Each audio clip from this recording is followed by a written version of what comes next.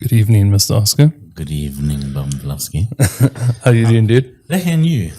Good. You mentioned it just now. I love the way that we start our podcast before we start recording. But you were saying that we are regularly starting our podcast eating ice cream. Yeah, with ice cream now. So for those of you that don't know how the podcasts usually work, like we said, Bumfluffski comes over. And then he also arrives at the house, and then at my house, and then Come over and arrive. Yeah, come over and arrive. Yeah, Same time, dude. that's talent. I don't know how you drive and do that. One hand on the steering wheel, dude. No, you get into fifth as quickly as possible. This is like on deckers and fifth. And then we usually have dinner, and then ice cream, and then lately we've actually, it's not like we have ice cream every time, but the last 2 times I've had ice cream. It's a podcast treat. Yeah, a little podcast treat, a little pre-podcast treat. Yes, sir. Palate wetter. So Aussie's absolutely hating this ice cream, but I'm really liking it. So take us through what's going on in your mouth. Boy. Have you? What all that movement back there? Okay, so in my mind, there's 2 flavors that shouldn't mix, and it's creamy or dairy and lemon. And this ice cream that we're having is literally lemon creamy cream. lemon. It's literally lemon cream, like based on the biscuits. And it's because I was an idiot. And when we were shopping, I said to my wife, I was like, sure, that must be interesting. Not as in like, that must be interesting, I want to taste it. It was just like an interesting observation. It's like, that must be interesting. And it is interesting. It's taken me a bit of getting used to, but yeah, lemon cream ice cream. What do you think of it though? You seem to be enjoying it. Yeah, I think your wife summed it up really well. It literally tastes like the filling of lemon creams. Yeah. It does. I'm not a fan. I won't lie. Do you not like lemon creams at all? Not at all. You're a biscuist. I am a biscuitist. Biscuist. I'm a Romany cream kind of guy. Or even those table bay cookies. That purple packet with the little Table Mountain thing on it. That. But the chocolate chip or the yogurt ones. So good, Fan of the yogurt ones. I'm a fan of food in general, but biscuits, dude. I'm a slut for biscuits, dude. And even tennis biscuit rusks. Bro, any. I'll eat whatever, dude. If somebody mommy bird like no, not the ice cream, dude. When I said mommy bird, they looked like you were spitting out shit, dude. They look like bird shit. Well, that's what you said. Somebody mommy bird. I'd baby bird a biscuit, dude. It depends from who, personally for me, but it's like the biscuit at the bottom of like tea. Oh, like a soggy Mari, when you let your Mari biscuit fall in your tea. That's exactly what a soggy Mari is, dude. It is. Everybody should search it. For anybody that doesn't know, ask Chucks, he'll tell you what a soggy Mari is. Chucksy. Or you can just Google it. Just Google it and go straight to pictures. I'm feeling lucky. Don't go to the pictures. Go, I'm feeling lucky. Go to the videos. Wow. You're not going to finish it. You've had enough, dude. I have. You're done. It's like the more I ate, the more I understood why people would like it. But it's just not for me. Not my favorite taste. I won't lie. I realized that actually on last week Thursday, we went to a whiskey tasting event. Yes. And that was actually really cool. And then I realized, like a lot of the times, if you look at like Macallan, like let's say, for example, Macallan is sort of one of the more prestigious, supposedly, and I say supposedly because like I've never had one, so I can't tell you if it's bad or no, I can't tell you if it's bad or it's good. I had one at a wedding. And was it good? Yeah, it was nice. Have you had better whiskeys for a lot cheaper? Yes. Yeah, for sure. So this is what we were getting at, is like the guy quite boldly and quite proudly said, oh, this Macallan collection, and it was the James Bond collection. So every James Bond has made a Macallan, or they've gone to Macallan. Pierce Brosnan himself. Them. Yeah. So they've blended them, and each one has a signature blend. Those bottles, that full collection, is worth 10 million rand. 10 million rand. It's not bad. I think Is that like Black Friday special? Or? yeah, one day only. Wow, dude. Yeah, one day only. But if you buy 5, then you get the 6 5 collections, dude. Oh, 5 collections for only 40 million, dude. Macallan too expensive. So they were like, oh, it's like a 10 million rand whiskey collection. And I was like, I actually wanted to ask the man, like, have you tasted them? Because for all we know, it could be fucking rooibos inside there, because nobody's going to fucking open a 10 million rand bottle of whiskey. The guy at the factory is like, who's bottling them, is like drinking them and just filling them up with rooibos. He's like busy like teabagging. Damn, dude. Roses. Hey, get your balls out of that bottle, boy. This has got a little bit of piss, bro.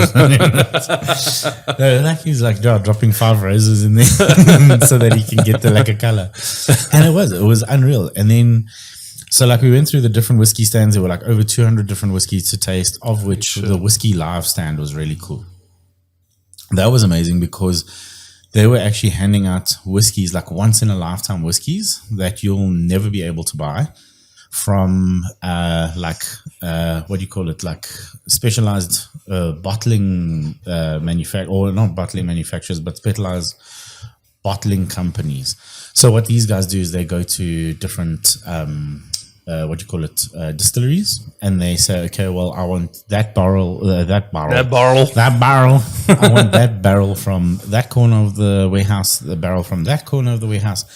And if you say Airstone, some of the Porter Sky stuff, some of the Col Illa stuff is actually stored out at sea, on a boat, or even buried in peat bogs.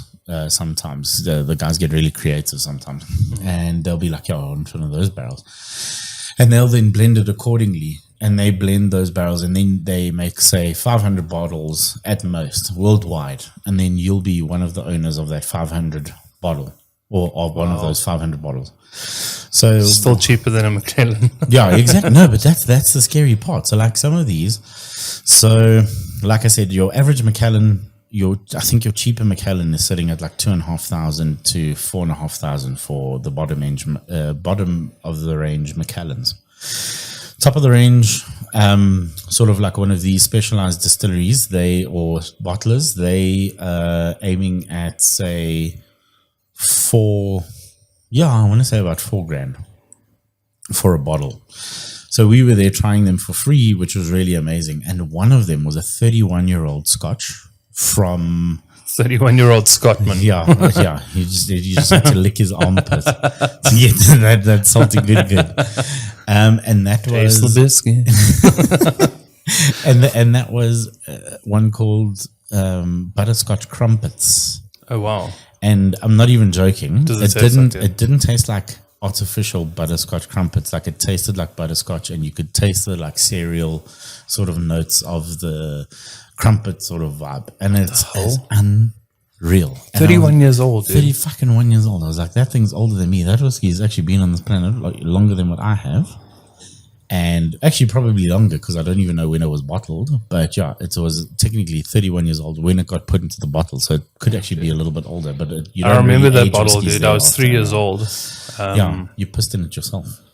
Actually, I was eating my breakfast. Oh, yeah. And what was a butterscotch crumpet? Yeah, my dad was bottling it, and I was just shoving shit in it when he wasn't looking. Oh, you fucking weirdo. And then he was like, oh, fuck, now we've got to rename this. Little did you know. Created the best fucking whiskey ever. My first gamer tag was butterscotch. Yeah, I knew it. Butterfluffski. Butterscotch crumpets. Listen. Somewhere out there is a movie being made. There's a flavored whiskey on the community hub. But yeah, and I mean, it was unreal. And that's like the whole thing about like your taste. So like, I couldn't be asked to buy a 4,500 bottle rand of Macallan. 4,500. Couldn't be asked to buy 4,500 bottles of rand. For the 4,500 rand bottle of Macallan. Whereas I'm quite happy with my 210 rand black and white, Yeah, dude. And it's just down to the taste and what you enjoy. And that's why, like, for me, lemon cream ice cream, not hitting the nail for me, but somebody out there will enjoy it. I'm like intrigued, right? Because ice cream Doesn't have to only be for like pure consumption. I mean, you don't have to like just chuck it in a bowl and chow it. I mean, you should, but yeah. But I mean, like you can also make drinks out of it, milkshakes, like a Coke float, or something alcoholic. Like what? Like a Dom Pedro. Yeah, dude. Yeah, Dom Pedro, or like a lemon Dom Pedro. Don't pull it. You say that actually. With the Springbok final, my dad was like, "Oh yeah, we're gonna make Dom Pedro's with vanilla ice cream," and then he's like, "Cool, can you throw in some of Granny Schnapps?" Oh my god! Okay, wait. It's lemon flavored schnapps, so it's literally. We actually should have just given him a. You say schnapps with vodka over. That is filtered petrol. Dude. Yeah, no, it tastes really good. Yeah, for anybody that's ever had my Grand Schnapps, I'm sorry. They're not listening. Yeah. They're dead, dude. It's actually called. We used to like somebody. It's called the final drink. Yeah, this is giving Jason. This is the last ride. But he named it the Blitzkrieg Dop. Yes, that's what he called it, and it is. It's pretty on brand. It was rough. I know some people that have had literally the worst hangovers in their lives from this stuff. Yeah, that made me sweat alcohol for a while, dude. Only like 2 weeks later, though. Yeah. I think I was just drunk for 2 weeks. Maybe that's why. It's actually, it's just the after effects. Yeah. Was that the one where my dad threw a bunch of Smarties and then we played like yes, it was your mom's fucking. I mean, your grand's schnapps. Yeah. It was at Jerry's birthday camping. Yeah. That was fucked up. Damn, like who? Firstly, throws Smarties into schnapps, and then who wants Astros? It was Astros, not Smarties. So you have to drink until you ate an Astro. Yeah. So how it works is that you throw the Astros in, and then you turn the bottle upside down, and then you wait for all the Astros to like gather in the neck of the bottle, and then you have to open your mouth and then try catch them all in like one mouthful sort of thing. Which is a mouthful of. It's just a mouthful of schnapps. And as soon as you open your mouth, all that air pushes those Astros up. Yeah, that's it, because you got the airlock. So as soon as you open your mouth, it just like bubbles all the Astros up. So you have to like wait until the stick Astros your tongue in there, dude, down again. It was gross. Got to stick your tongue in there and then just pull it into your mouth, dude. I don't know who decided that mixing schnapps or vodka and fucking chocolate was a good idea. My fucking dad, dude. Yeah, that's true. But if you listen to this, love you. Dude, that was hectic because I think that was the first time we all had your grand schnapps. Yeah, it was. I think we all remember. We don't remember that much. It's trauma bonding. It's damn, dude. That was. I need to speak to my therapist about that now, dude. Listen, this is one time. new memory unlocked. Cool memories. But starting on a note that we started with last week, something interesting. Was it something interesting or was it a fun fact? No, it wasn't fun fact. What did you learn this week? I think we started. What did I learn this week? I learned that Israel, I mean, we get in, I mean, there's a lot that we need to speak about that side, right? But I learned that Israel, like their Twitter account is fucking unhinged, dude.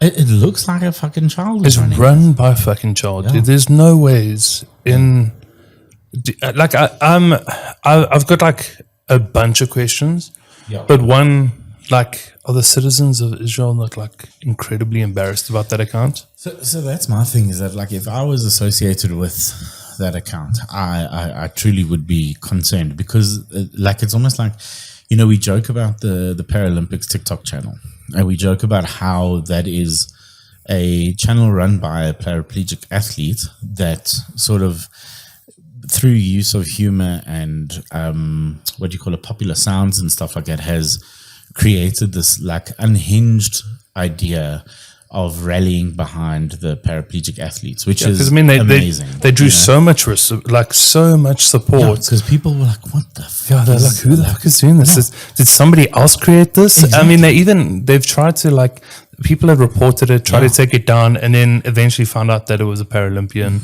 that was running it. It's kind of like, oh shit, dude. Like very borderline, where you're like, even like somebody who is an ex-Paralympian or Paralympian, like, you shouldn't really be making those jokes, you know. And then on the other hand, you have like very tongue-in-cheek humor where it's they're making fun of what's happening, but at the same time, this person is a fucking athlete. Like, they're a professional athlete for what they do, even they've overcome their injuries and stuff like that.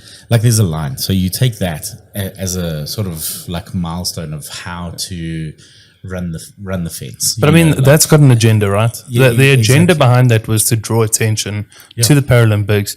Now it's like one of the most viewed competitions. Yeah. Because it's... And one of the most viewed TikTok channels ever, Big time. I mean, a lot of people that didn't have names before now have... Yeah.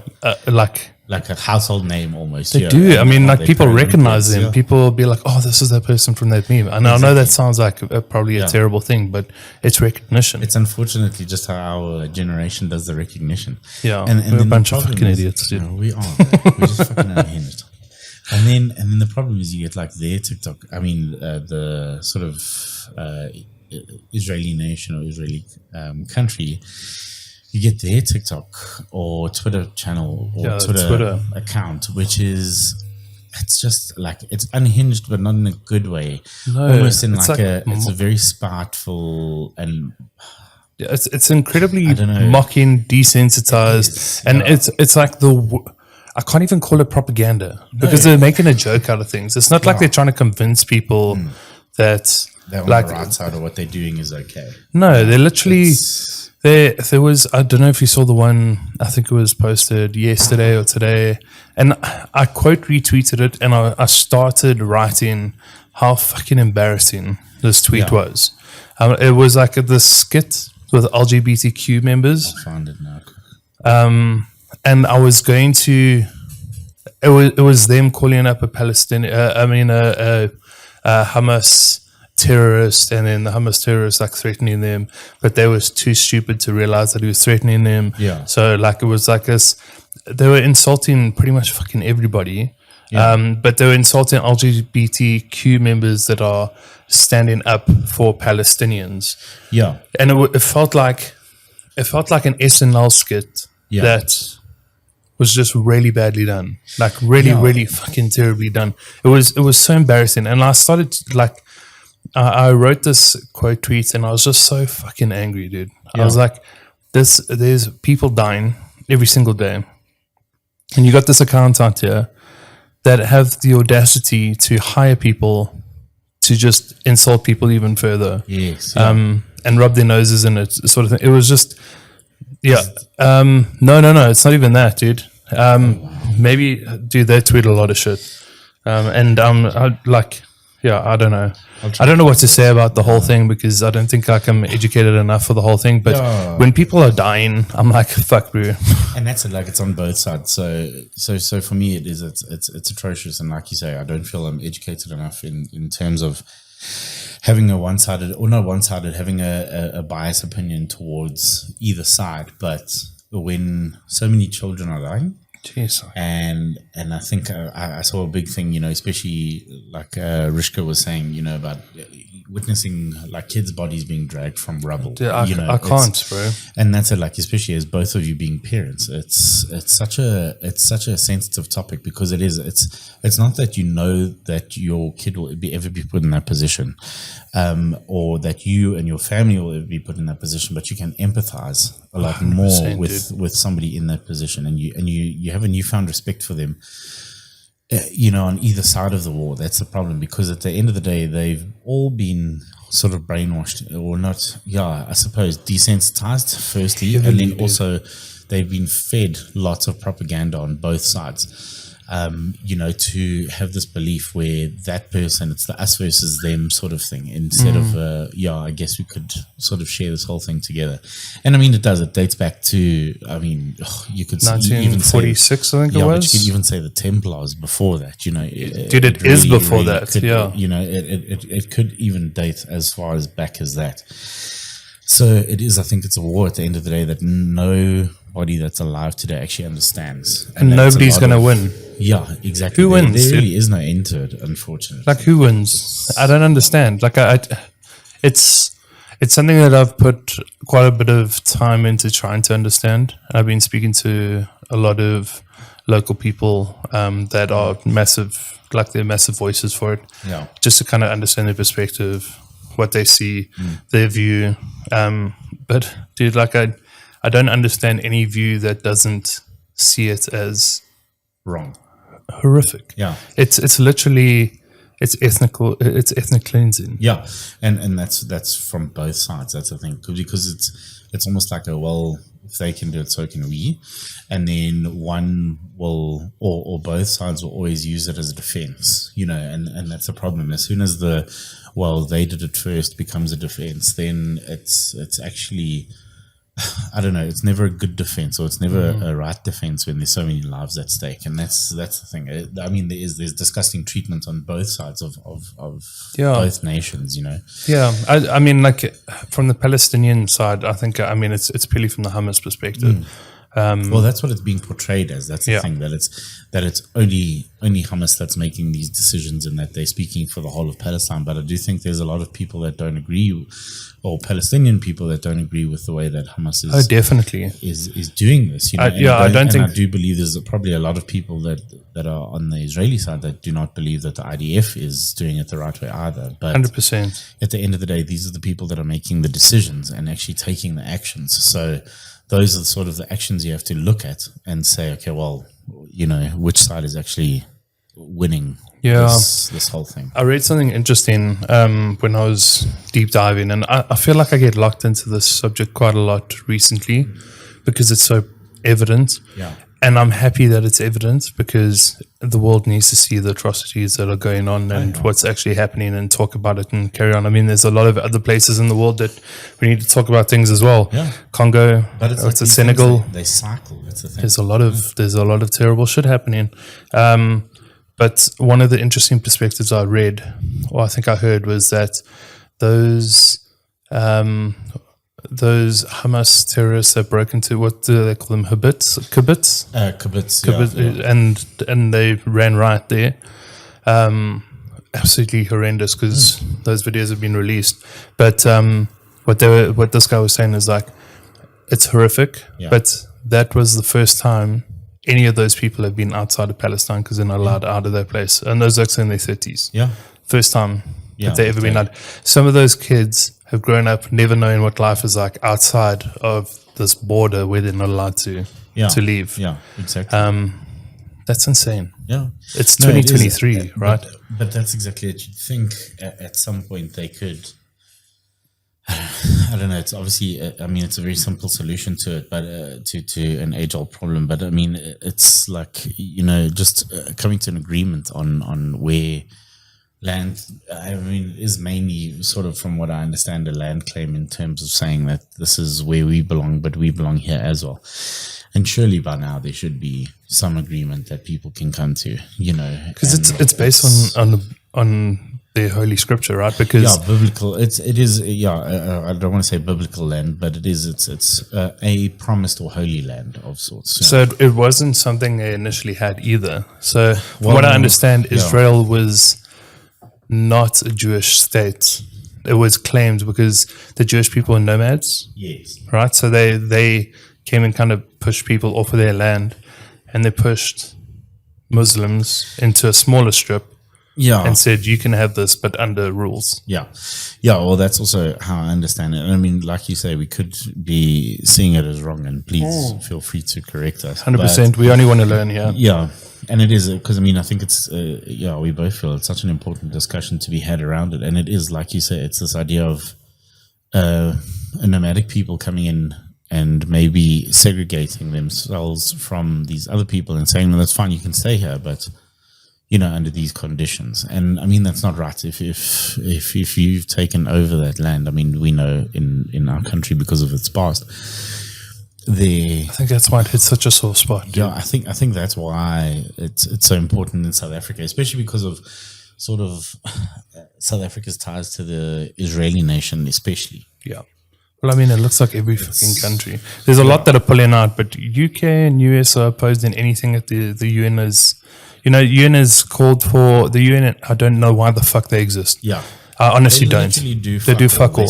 There's 2 votes that say no to a ceasefire, UK and US, and they say, okay, cool, then we can't have a ceasefire. Every other fucking nation is saying have a ceasefire. Yeah. Surely 2 votes cannot overturn that. I was going to say, why does it need to be like unanimous for people to stop dying, dude? Exactly, but what the fuck is that about? It's not a unanimous nation, it's a united nation.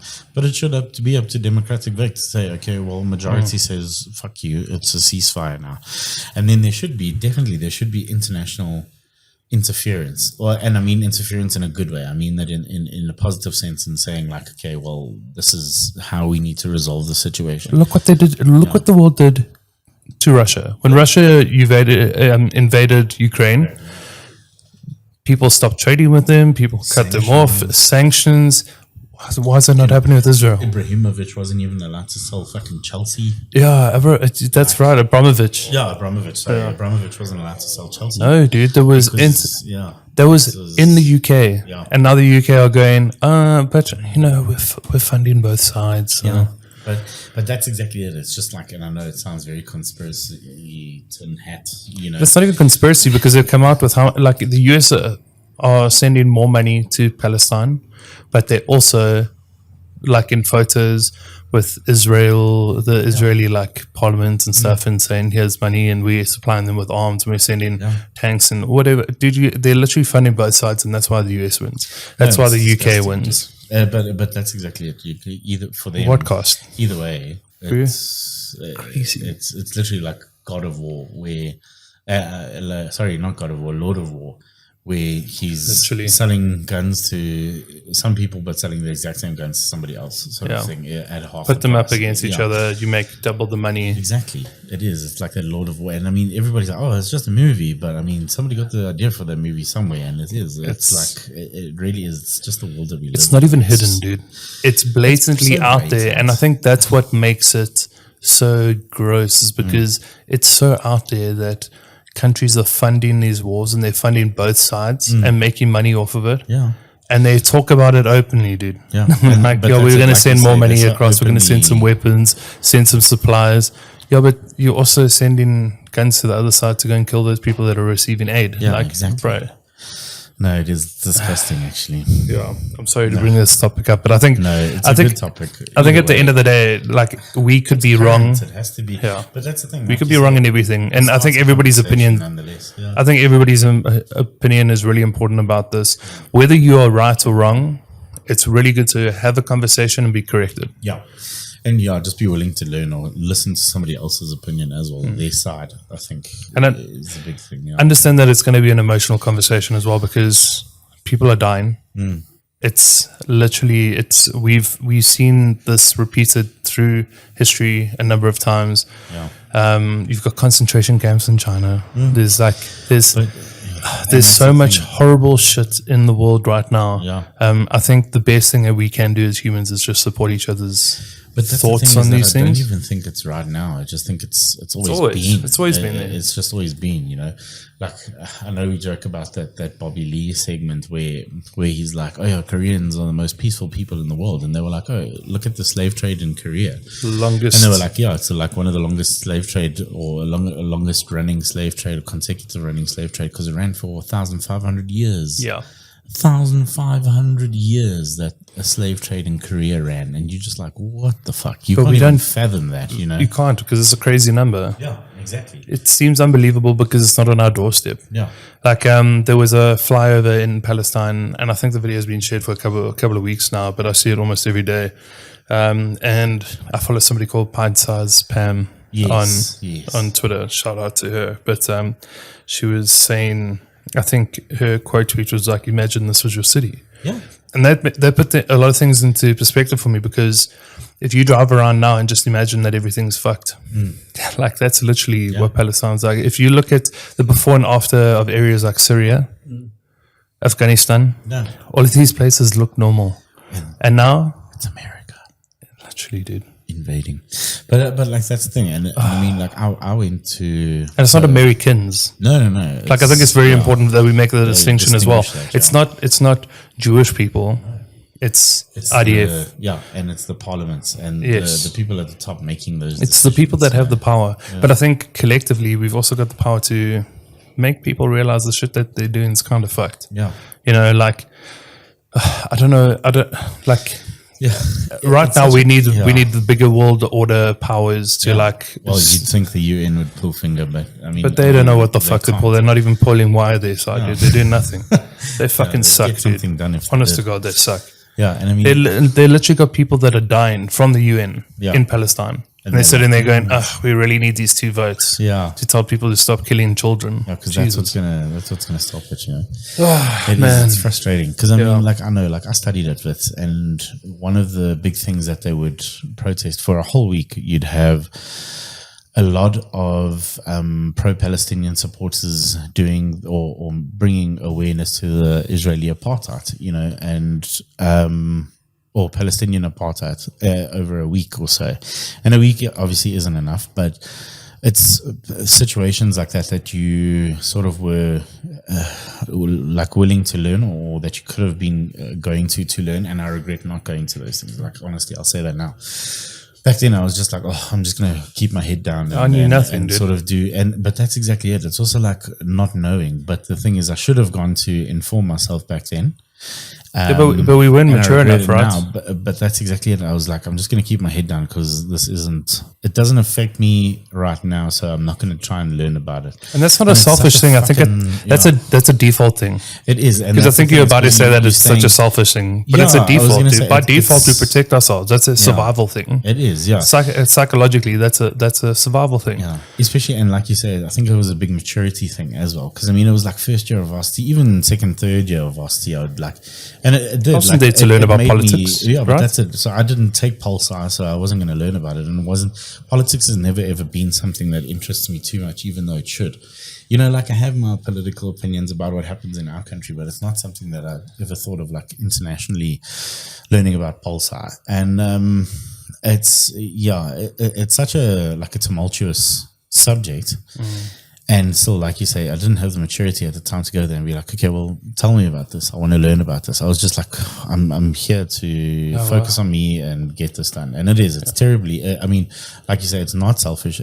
In my opinion, it is. No, like looking back. I wish I could tell, I would fucking ship myself out for a lot of things, dude. But that's one thing I would. Missing out the opportunity to learn what other people's perspectives. Yeah. Fuck, I love that now, dude. You have a much better understanding of what's going on in the world. And there's some people that they innately flock towards things like that, and that's perfect. Yeah. They obviously it's their interest, and then they have a much better political maturity and understanding of these things. And like you say, it's just sort of one of our human conditions is just like, I need to be careful of you wish some people had that common sense of saying, I need to be careful of what I say because I don't understand.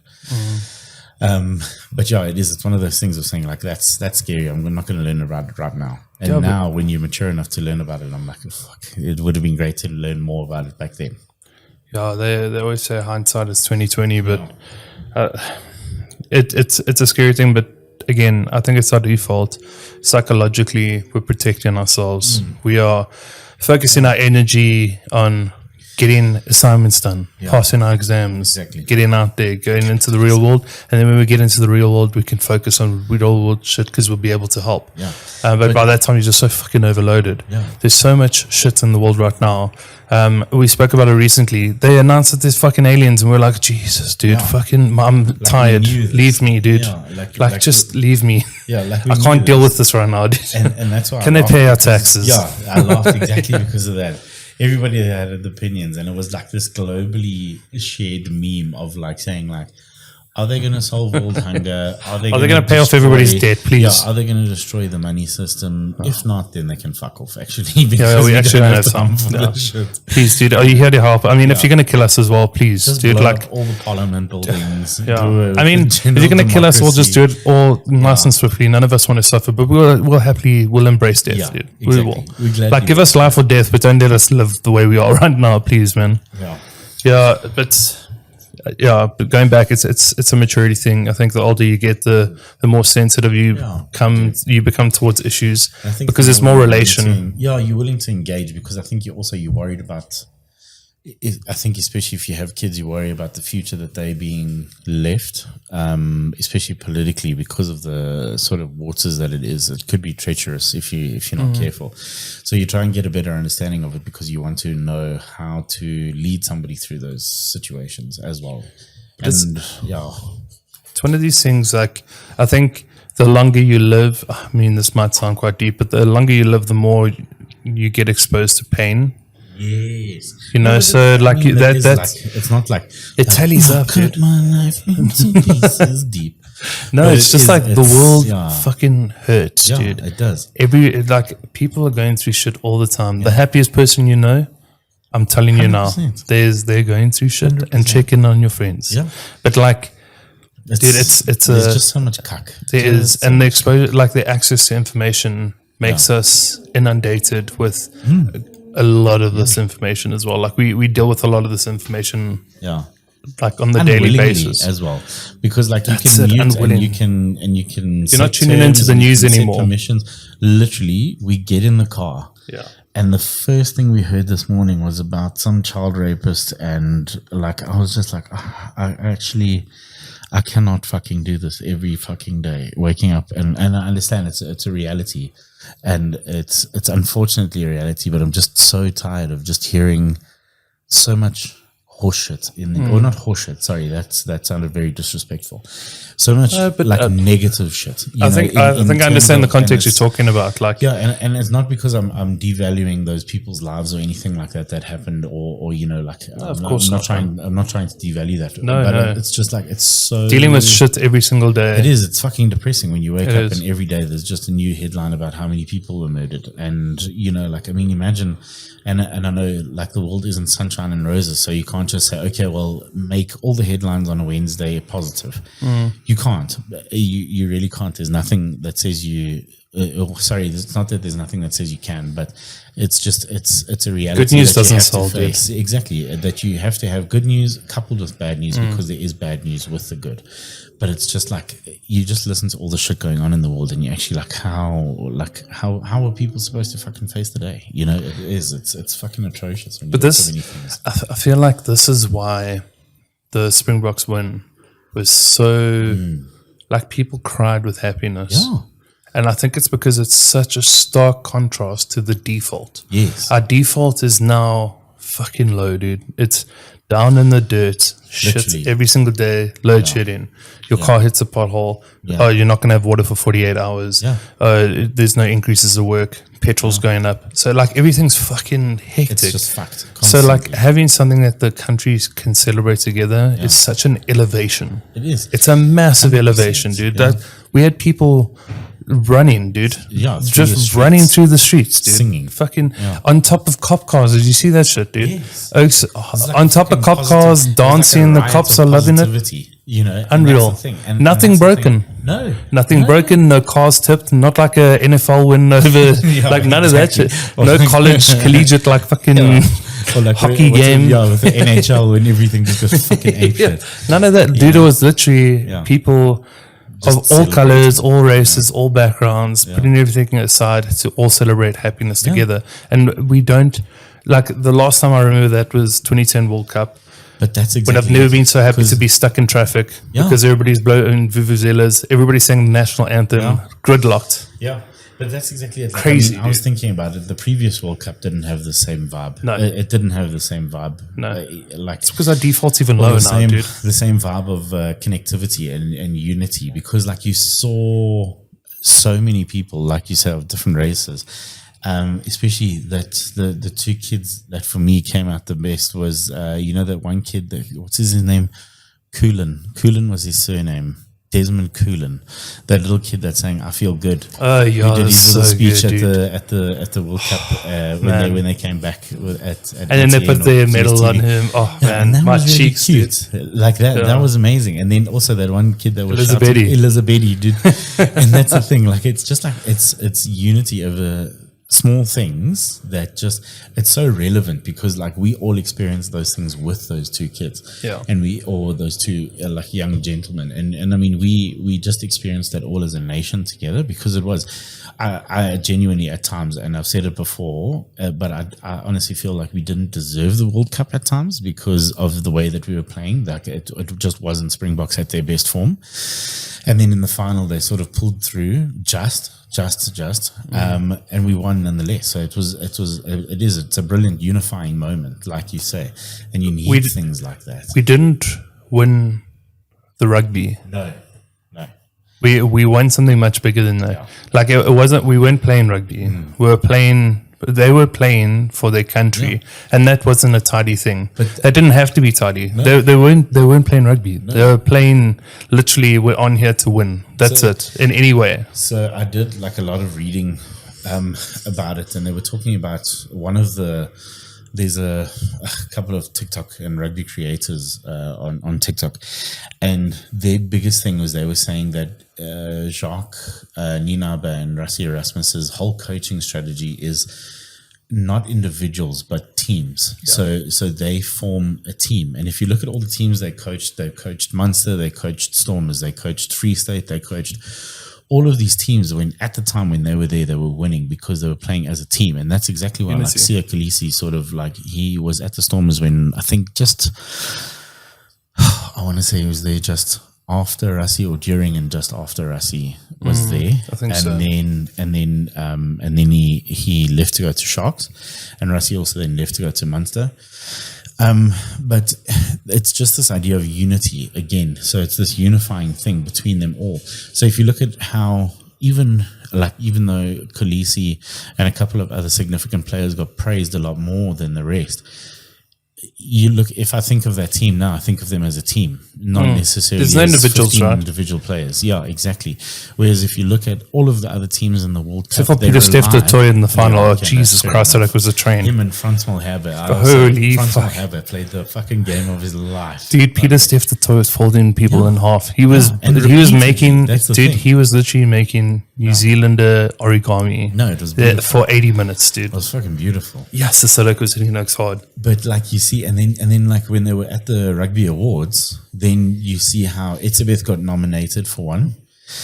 And then everybody was like, oh, the South Africans are going to love the Rugby Awards, being like super sarcastic. And if you look at all the teams, it was the top three favorites. So it was France, Ireland, and New Zealand. Yeah. And all of them had, say, 5 or 6 individual players that got recognized. Yeah. And that's great. But there were great players that got nominated, right? Game around one player. It's such a good point. Look, those awards, what people are forgetting as well is that was for an entire year. Yeah. It wasn't just the World Cup. No, it wasn't team of the World Cup. And to be fair, Ireland, in my opinion, and I said this right from the beginning, that they played more games than everybody. Dude, we would have had a hard game against them. I would have said that Ireland must go through and win the World Cup. Yeah. I loved France. If ever there was going to be a team that was going to win the World Cup, it was this one. Yeah. Until we see something else come through. But this team, the way they gelled was incredible. If France could hold those first 10, 15 minutes for an entire 80 minutes, which we knew would never happen. It was all about enduring those first 20 minutes, and then we were always going to slowly take over. Yeah. But if they could play that style of rugby for 80 minutes, nobody touches. Yeah, if we could also just keep the ball in hand for a little bit longer instead of kicking it away, it would have been great. But the kicks, listen, so I know the kicks come under criticism. Frustrating, eh? I'll be dead honest and it's frustrating. As a forward, it works their fucking arse off to get the ball. They do that run. And then you just get that fucking kick. You see it get sent overhead, and I'm just going to wait here. But you can just picture in your mind how the forwards run every time this ball's going over the top of them. Like just fucking. But that's the thing. Then you check Peter Steph running, and then you just fucking, like you say, fold. That's why he started fucking people up. He's like, this is the only time I'm going to touch anybody, dude. Exactly. Or the ball. but it was like from a tactical perspective. Yeah. A cold, rainy night. Yeah. You want to put that ball in the air. Oh, yeah. Because when you're looking up, you got drops in your eyes. Like Willie LaRue. Jesus Christ, that look. Funny. Listen, Willie, thank you for helping us win another World Cup. We appreciate you, but rest. Please. Rest, my dude. You and Percy. Rest. You can go have a beer now, please. Rest, my brother. You've done your time. And everything you did and didn't do for the Go ash your legs, dude. Yeah. Go have some half-time oranges. Have your full-time oranges, dude. A whole orange. All to yourself, dude. Peel and all. But dude, when it's raining, have you ever looked up when it's raining? It sucks. It's cack. It fucking sucks. So you put that ball in the air with the wind swirling and everything, and you run at somebody, like those oaks are going to shit bricks, dude. Imagine Peter Steph, that's why you know that oak's charging at you. Like, and those balls up in the air, and you got these raindrops in your eyes, and you're flipping dirty, and you know you're going to slip. Now you got to try and catch this ball, and you know you're going to get fucked up, dude. You know your belly button is going to split, like, say, how's it to your spine as it goes past, dude? No, but that's it. Like, I used to, when we played rugby, those nights or those games used to be my favorite. Like, we played a few significant games, two of which of them were raining, and there was the one in Sutherland where we played at night, that's in Pretoria, and then another one at Four Ways High, and it was like for an FNB Easter festival thing at Four Ways High, and those, literally there were ankle deep puddles on the fucking rugby field, and they weren't like, oh, we're going to cancel the game because it's like Oaks West Speedos. Literally, they were like, listen, we're going to play, but just be careful, there's drowning hazards. And drowning, it makes sense, right? Water. So literally, the ref was like, okay, guys, serious note. He's like, if you can see somebody's faces in the water in the ruck, fucking get off of them or flip them over. Literally, that's what that's. And I mean, that is like, you're like, fuck that. I've never thought of that being a concern, but it is. It's a fucking concern in weather like that. And I mean, like, at a professional pitch, the drainage is fucking incredible. Oh, yeah. You know, there's no real drowning risk. But on a fucking school field that's made of clay, for the most part, it's a reality, especially because you're playing on a cricket pitch as well. You know, and flipping oaks are grinding chalk things on the side. Exactly. So that's it. So I loved rainy weather games. It's just like that for me. It was the most disheartening thing when we were playing rugby and Oaks just kicked the ball, and I'm just like, that did fuck all, you know. And it's just like the repetitive nature. So I must say, I love ball and hand rugby. I love it a lot more. I really do. And the thing is, like, you could see when we ran, yes, we were on top of our game every single time we ran. I think we just wanted to fuck him up, dude. You can't fuck somebody up that badly if you got ball in hand. Yeah, you can run at people, right? Yeah, you can. But not everybody gets to do that. No, only one person at a time, right? Exactly. But if they got the ball in hand, you can have 3 oaks tackle one fucking oak. Yeah, you were relying on that physical. But you know, that's what we do. People are scared of the contact against us. That's why they kick it straight back. They're like, fuck that, dude. Fuck that, have it back. Yeah, have it back. No, you run at us. No, I'm kicking it out. I'm kicking it out. you run at us. Stop. But I think that's what started happening is when Peter Steph Toy started fucking people up, they're like, Jesus, we can't run this ball back at them, dude. Exactly. We have to give it back to them. Yeah. So then it became a territory game, and we just kept on edging up and edging up and edging up.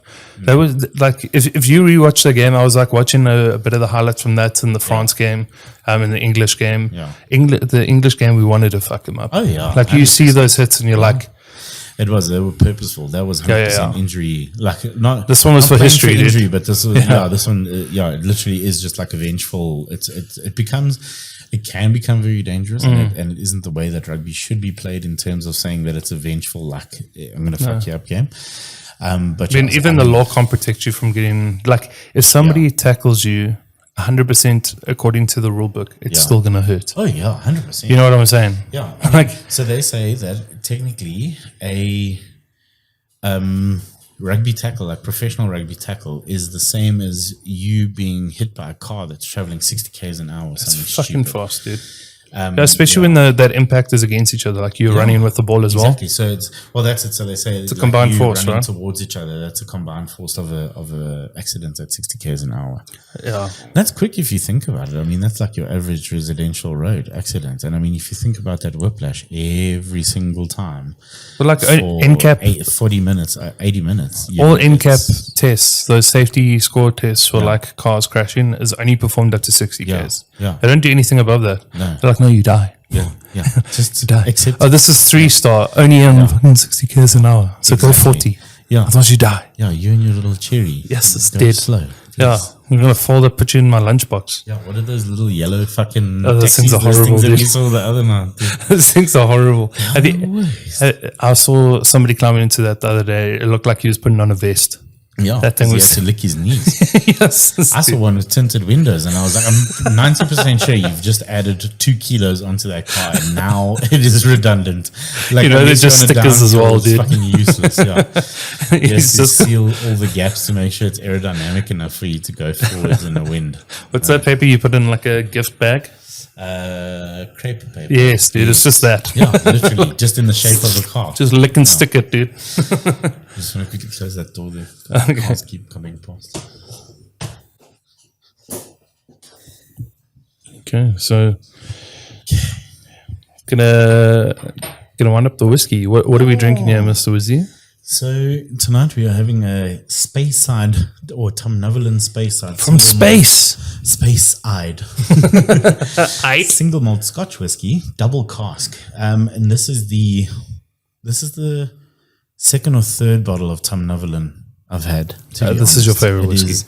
It is definitely one of my favorites. This is a solid one. I got a bottle during lockdown, and this is from the individual batch. During lockdown? Yeah. Somebody called the police. Hand sanitizer.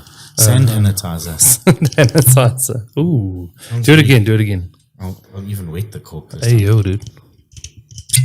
Dude, that wasn't even the whiskey. That was you wetting your own cork, my boy. Wet my whistle, baby.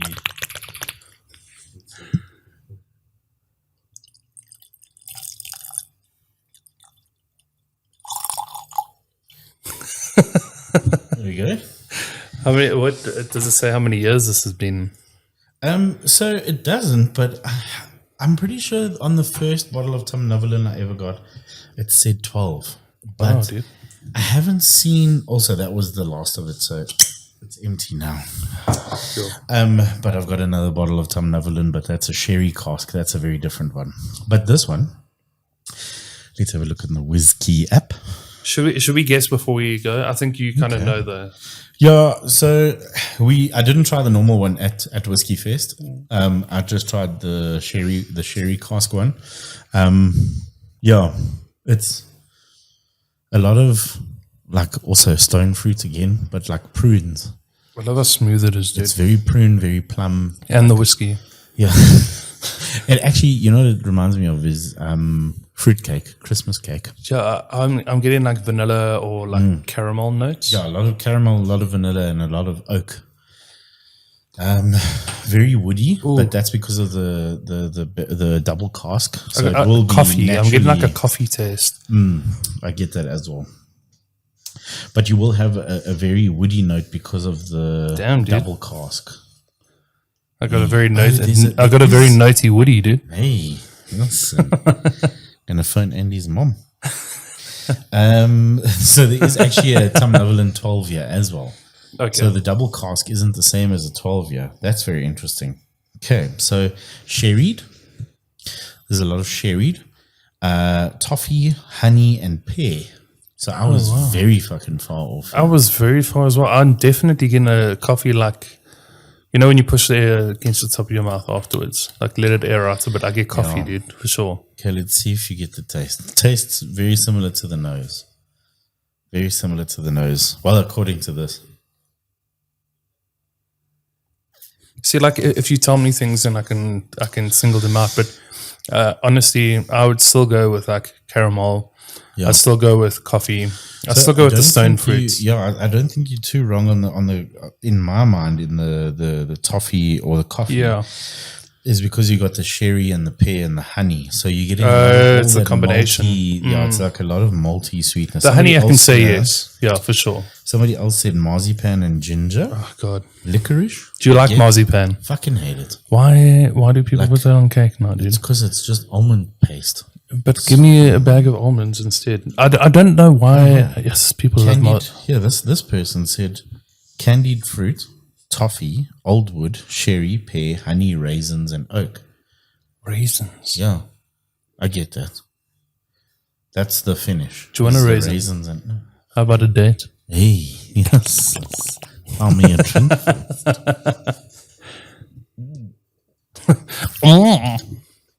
Yeah, I like this, dude. You bought this for my birthday, I think 2 years ago or something. No, it was Christmas last year. Oh, really? Yeah, last year Christmas. Yes, this bottle went quick. Fucking quick. Yeah, just time flies. I got in there. I just chucked all. Smoking Dunstan Reds and drinking whiskey. I just chucked the straw in that thing, and I was like, "Lacquer, dude." It is that. Let's go make a baby. I must say. Hey, not me. And then the finish, according to the finish profile, is honey, pear, sherried, oak, and new wood. The oak and the new wood actually get more on the nose than I do on the finish. Yeah, I'm definitely getting honey. These are currently, this retails for 417 Rand, according to, dude. That's like the average price. But I know at Monument Liquors in Krugersdorp over the weekend, they had a special for $350. That's good, eh? It's really good for, I mean, if you think about it, it's 350 Rand whiskey, really good. I want you to Tom Neverland, if you are keen to send us another bottle. It's maybe of the 12 here. And you see, what I like about this bottle is it's not just a bottle. There's a little picture of the distillery on the inside. Oh shit! When you look through it, the back. Yeah. So when you look through the glass, you can see the little distillery there.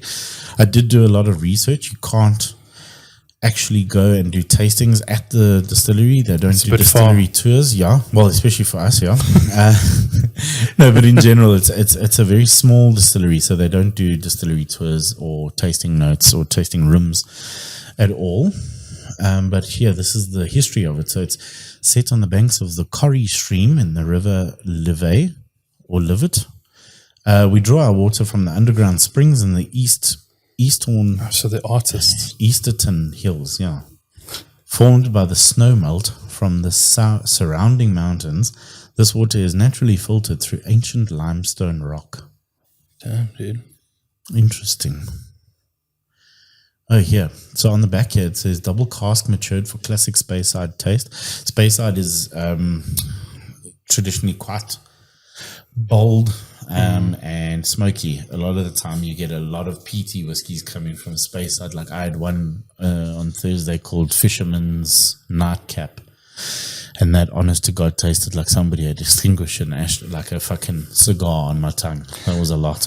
But it was really nice. I enjoyed it. Yeah, I like peaty whiskies. I think a peaty whiskey, you either have to pair it with a good cigar, because then it gets rid of the smokiness, or you have to get past the taste to enjoy the upfrontness. Yeah. So like your second sip is always better than the first sip. And the first sip, I'll just wash it. Like I swish it around my mouth and I flip and like goggle that shit. So like the taste is there. And then you just get. And you can't just go, oh, how's it, Brit? Yo, Brittany from the sheets. Yo, Brittany between the sheets. Between the sheets. How's it? Brittany's streaking across here. Damn, dude. Across our studio to put some crocheting back in her study. Anyway, so it says here the Speyside taste, rich, smooth, and mellow.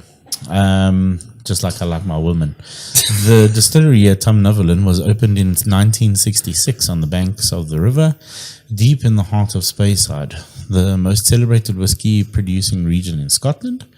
Amber gold in colour, this rich, elegant Speyside single malt whiskey has hints of sweet toffee, honey, marzipan, and on the nose, a refreshing pineapple, pear, and subtle citrus notes on the palate. I swear to God, if that said raisins, then that person's review would just be like just copying it from the back. Because that's the first time. Nobody said pineapple, though. Nobody said pineapple. Nobody said pineapple. Do you taste it? I mean, I get it on the nose. Well, put it in your mouth, dude.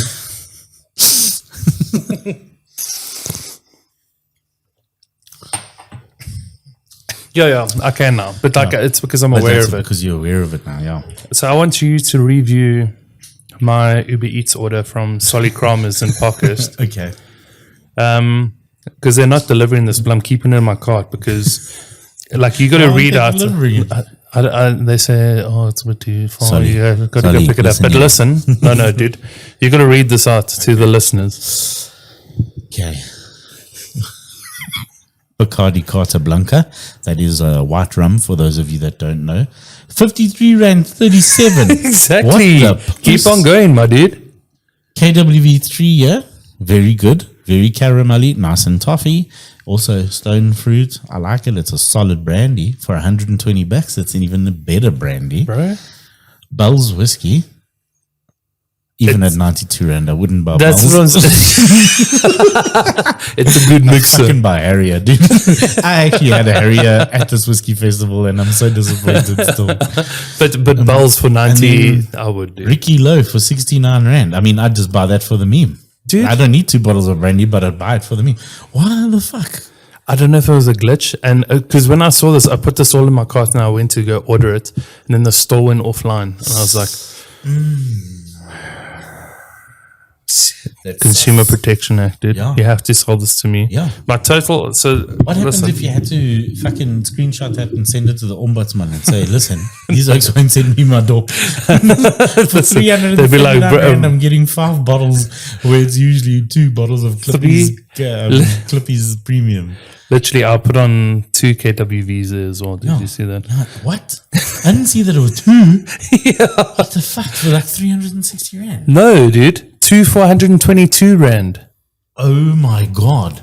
It's the total. So this is it. 337 Rand and 38 cents for a bottle of Bacardi, 2 bottles of KWV 3-year-old. I didn't realize there was 2. 1 bottle of Bowls. Bowls is more expensive than that. And 1 bottle of Ricky Low, which is more expensive than a bottle of KWV 3. Bro, those 2 bottles of KWV is more expensive than that whole cart, usually. Dude, 100%. Yeah. So I'm not letting this go. Check. I say go to checkout. It's like, delivery unavailable. That's Sorry. fine. Just say you'll the delivery address is too far from the store. Change your address or find another store. Bro. So I'm going to switch it to pickup. Oh shit, I can do it. Dude, what if I go there and it's like these little testers? Like that's fucking no. What if it says? But that looks proper, dude. KWV doesn't. I'm going to say, Ayo, dude. Just check the bottle size. It doesn't say. That's why. Look here. No, that looks like 61 Rand, 43. Yeah, that's a big bottle. It's a big bottle, right? Big bottle, even on your small screen, that looks like a big bottle. If I zoom in, it's even bigger. It's a 3 liter. Yes, you're getting 6 liters of KWV. The more you zoom in, the more you get. No, bro, this bottle's only 750 mils, but I zoomed in. Yeah. I zoomed in. Come on, Oaks. Oh, yeah, no, Oaks, but he zoomed in, bro. So go get him the big bottle.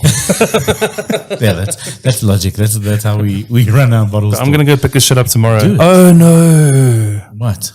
Read at the bottom, dude. Remove from cart. No. 200 mil. Even so. That's 200 mil. 200 mil. Yeah, no. Okay, fair enough. 200 mil. Okay. Oh, bastards. They use the proper pictures, dude. This is how I was having a frothy, eh? That's actually true. You should be like, hey, listen, this is false advertising. I know, but then I'm just coming across like an alcoholic, dude. I mean, you're not an alcoholic, you're just efficient. Okay? You're not an alcoholic if you just know what the fuck your bottles look like. It's not peer pressure, it's just your turn, dude. Bro, that is not I mean, even I know that a black and white comes in a half jack. If you're buying 200 mils, it comes in a half jack. Listen, I'm just saying, Consumer Protection Act there for a reason. They don't discriminate whether you're an alcoholic or not. They're not like, no, you're an alcoholic. You're not allowed to buy alcohol cheap. No, I mean, they're going to listen to this podcast. Solly Kramer himself is going to be like, hey. Solly, my boy. Hey, listen.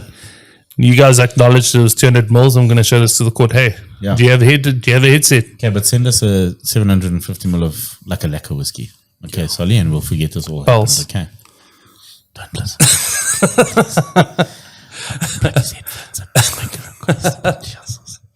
Pulse is not good, dude. Holy shit. Horrible. You know what's one of the most disappointing whiskeys I've ever had in my life is? Harrier. No, dude. Worse than that. Johnny Blue. Johnny Blue's terrible. Johnny Red. Even worse. I'd rather have Johnny Red. I'd rather have Johnny Blue than Johnny Red. Purely because of the smoothness, but taste-wise.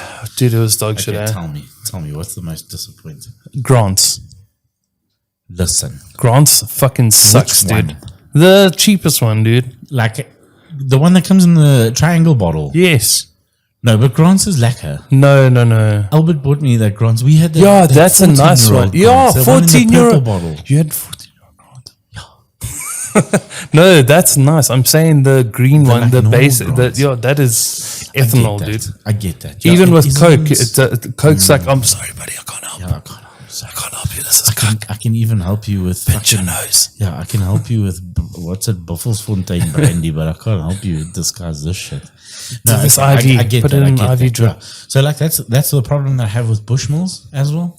Bushmills on itself is not an ideal whiskey. I'm not going to say ideal, it's a cuck whiskey because but it isn't as good. It's not like VAT 69. Yeah. You know, it's not like that bad where you can taste the babalasa. Yeah. It's like the entry level one isn't that great. The others get better. Like I had also at the Whiskey Fest, I had a 21-year-old Bushmills. For the money that you have to spend, there's much better whiskies out there that are a lot younger and a lot cheaper. But there's also whiskies out there that I'd rather spend the money on that are the same age, if not a little bit older, for the taste. Excuse me, so we're busy recording a fucking Tafel. What are you doing? Sorry guys, that's my dog. Tafel is his little Scotty. My little jippered Scotty that hey? Yes, so he's cute, man. He is, he's a frumpy old man that but yeah, so like you say, like Grants and Bushmills, like their entry level ones are so cuck. They're terrible, dude. And then you get like their like sort of upper limit stuff, which is actually not bad, but it's also it's not my taste. I'm not going to say it's cuck because it's just not my taste. Like I realize I'm not the target market. Exactly. Yeah, exactly. Again, I'm not the target market. And it's exactly that. So like Johnny Walker, for me, I'm not the target market. No. Just like I'm not the target market for a lot of these things where it's like a lot of people are like, you know, unless you're spending like if you're not spending 1,000 rand on a whiskey, it's not a good whiskey. Bro, and I'm like, I disagree with those folks. So it's like even like they wouldn't know, dude. If you put in blank bottles, they would not know the fucking difference. There are certain whiskies that you can taste the difference. But I just think you give them this and a bottle of Johnny Blue. This is way better, dude. Yeah, 100%. Like I mean, and the price difference is exceptional. So that's it. So I actually bought a whiskey from India called Paul John. Paul John. It is the edited version, so it's a single cask, heavily peated, edited, which means it's not barrel strength. So they water it down. So the barrel strength one's also really amazing. This edited one was a really nice compromise on price as well as sort of taste, because that other the peated one was heavily peated. So it was actually not too much for me, but it's something that you have like one of and you're done. Like went through like a 7-year-old auntie. Exactly. Yeah. Like that's been smoking fucking Camel Plains all her life. Peter Stuyvesant. Yeah, she drinks it and pisses it. Peter Red. Yeah, literally. So and that's it. So it's a really nice, easy drinking one. Whereas something like a Smokehead Overcharged or Col Illa or a Fisherman's Nightcap, you can have one. And then you're done for the evening because it's just too smoky, and that's a thing. It's for some people they prefer it. I love peat, so I'll gladly have 2 or 3 peaty whiskies in a night. But it's just like you have to find a limit for the peat. Otherwise, of course, it's like you say, Peat Monster Overcharged or Smokehead Overcharged, Smokehead. All of those you start treachery, like you're getting into dangerous territory if you don't like peaty whiskies. Yeah, 100%. Did I ever tell you my story of Johnny Blue, the first time I had Johnny Blue? No.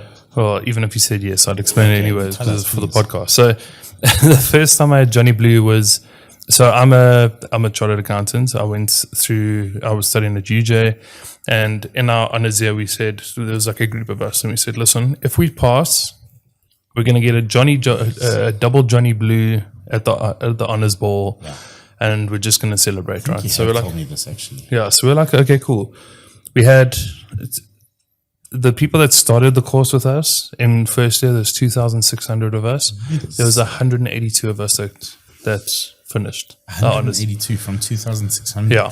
So it like the odds. So then you go, okay, cool. Yeah, like a fucking albums. Fucking prestigious. Yeah. So we all passed. So we go through to the honors ball, and we're like, guys, buck up. We're there at Monte Casino, like one of these things. No. There's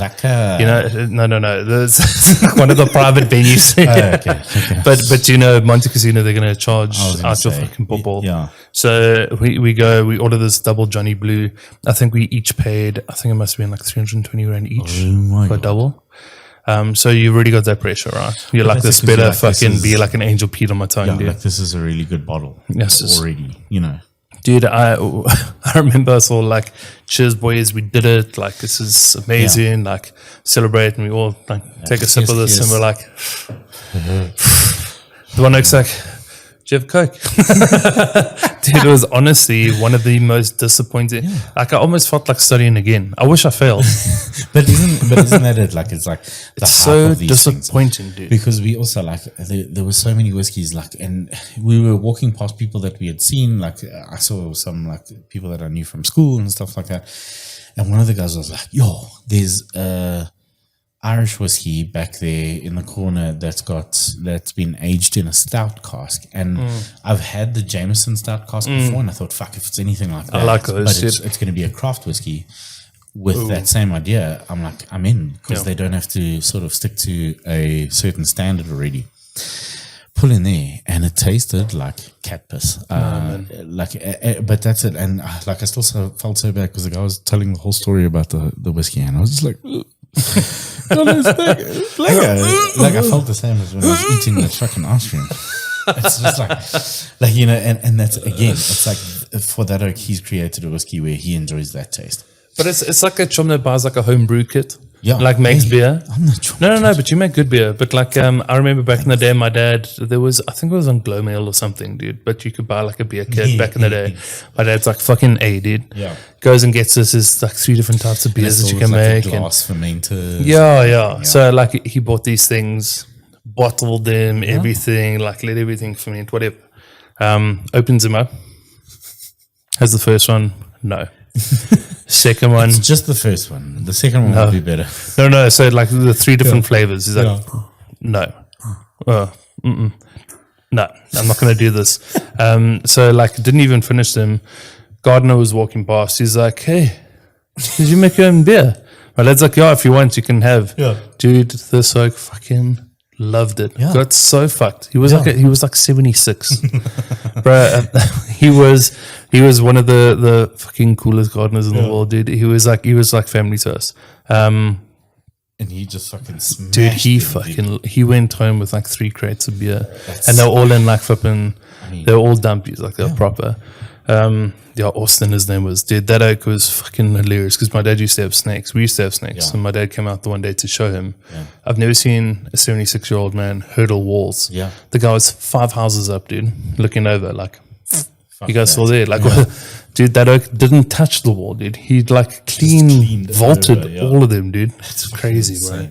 Crazy, man. But like you said, it's all down to people's taste, because I've made, in Germany you actually get something called, it's a style of beer, which is a sour beer. And it's a yeast cultivar that they use to get a certain taste. But it's a sour sort of beer. And it doesn't taste terrible, I must say. I've had one, and then I've also made a beer that's gone off if you're not careful about the fermenting, because the problem is because you don't have any natural preservatives. So like if you look at, say, a Black Label, for instance, like this can that we've got here. This Canadian beer.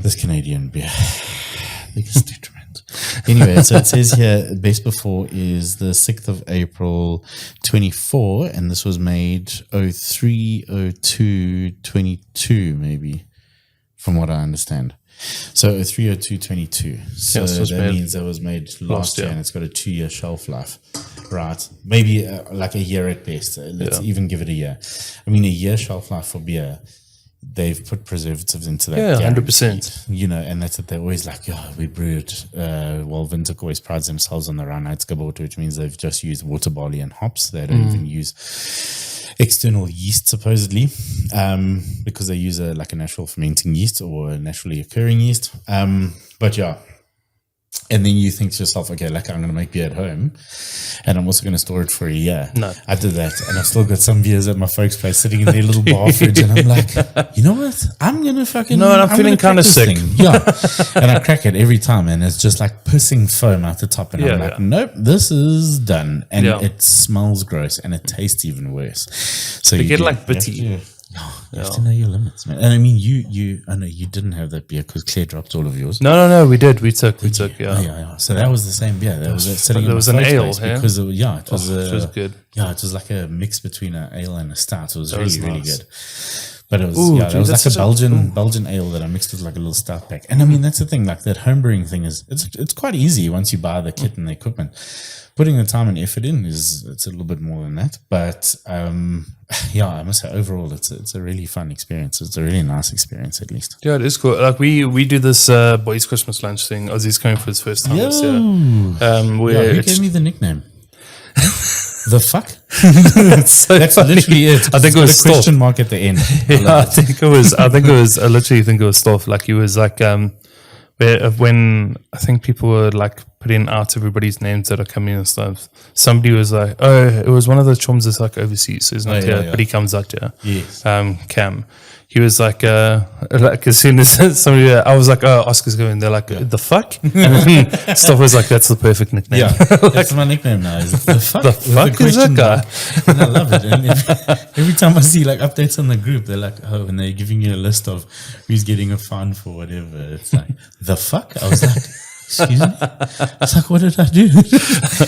But we've got a couple of home brewers in that group now. Yeah, it's you and Dylan. It's just Dylan brews a fuckload more than what I do, and I feel bad every time he updates. I'm like, fuck, I need to be better, dude. He makes good beer as well. So we've got a keg going through. I think we've got 2 kegs that he's taking through there. And then I still wanted to make ginger beer. I don't know if it'll be ready in time. No, it won't be ready. No, because I make ginger beer. 8th till the 10th of December, no, right? It definitely won't be. No. Yeah. But maybe get some of grandma's schnapps, dude.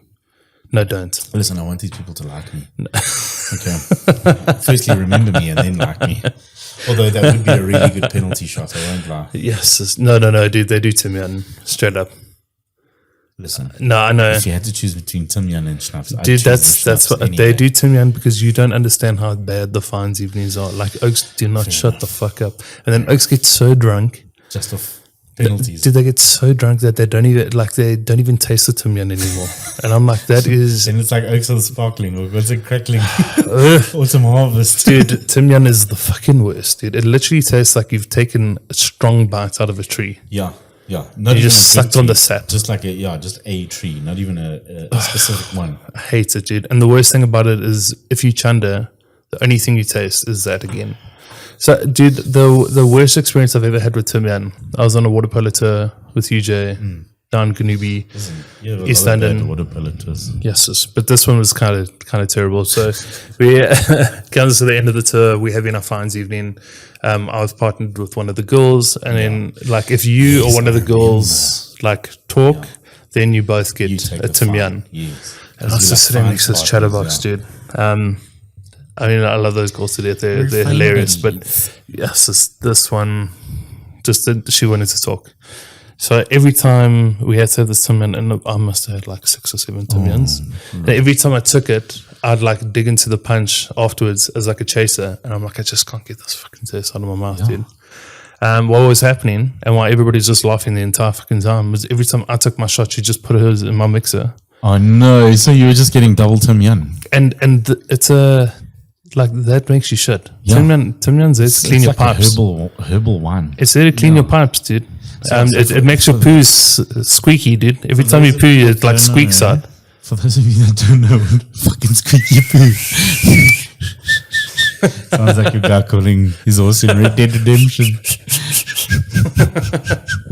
Timyan's horrible, dude. So I'll Google now. So while you're Googling, so I think it's Numbers down in East London. I think that's the club. Yeah. So that's the after party for all the polo teams. We go across there. Now I've had like 16 shots of Timyan, dude.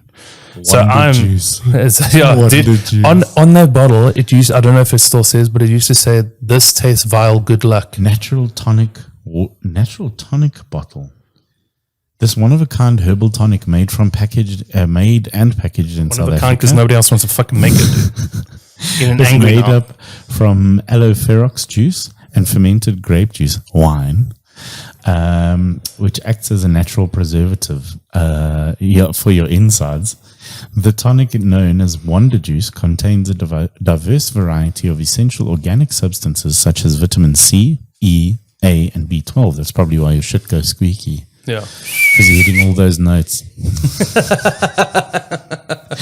As well as play Wonderwall with that. Anyway, here's Wonder Juice.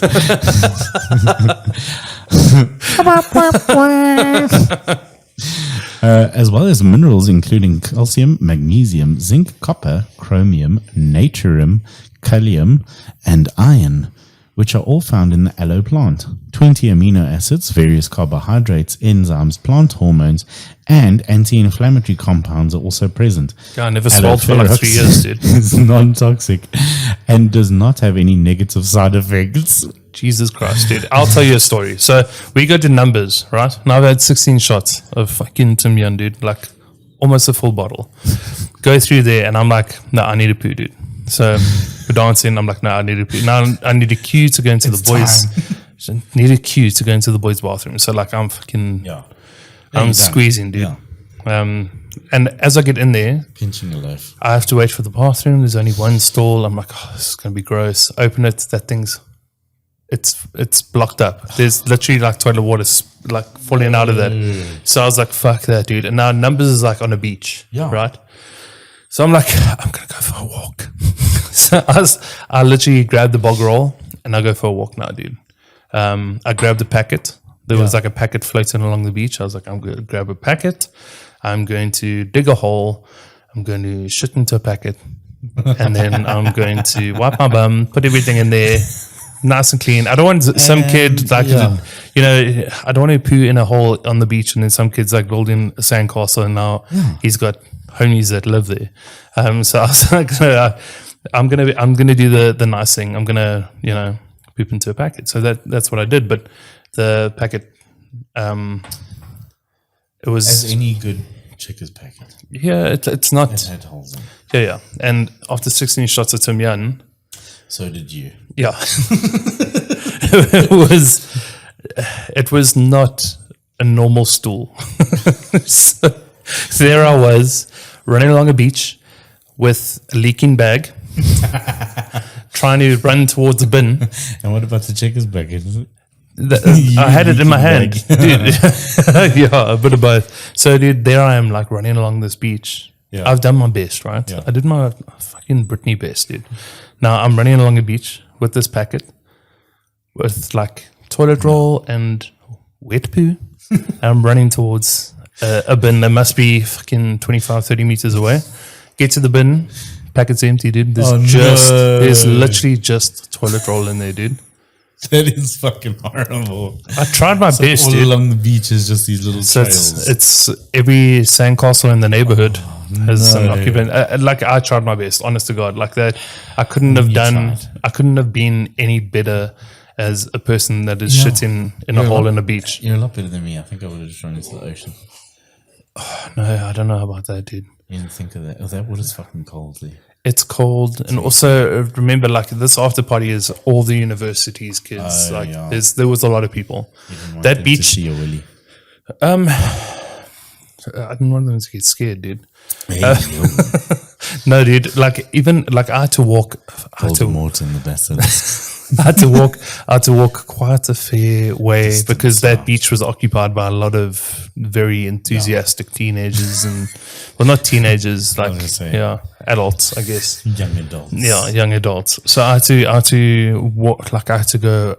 I mean, I was already pinching in that line. Oh yeah. So like, if I could have dropped my jocks and just shat on somebody that was making out with somebody, but I was being a fucking decent human. Yeah.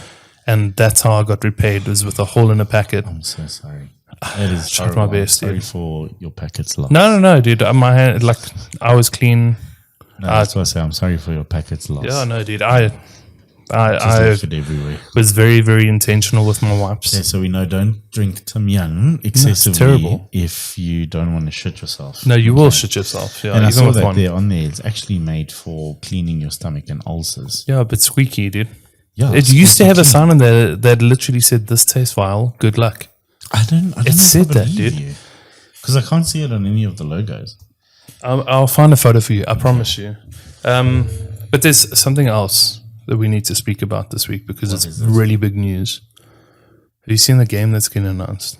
We got a trailer coming in December. Minecraft. No, Minecraft 6. Minecraft 2, finally, dude. Okay, so fun. Let's do this. Okay, I've been seeing a lot on Twitter where everybody's like, oh yeah, this was me when GTA 5 was released, and this is what I looked like when GTA 6 is being released. But that's obviously, I mean, it's 2 years ahead of the trend, I think, because I guarantee you GTA 6 is probably only going to be released in 2 years.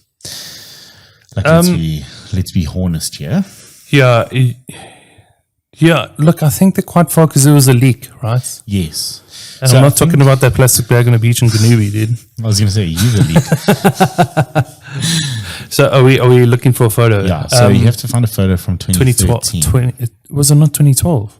Was it 2012 or 20? I'm pretty sure it was 2013 that it got released. Wasn't you Red start Dead. looking Red so Dead far. Was 2010, GTA 2012, 5.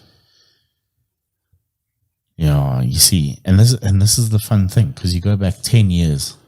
2013. Yeah, so if you go back 17th of September 2023. Yeah, so we have to find September.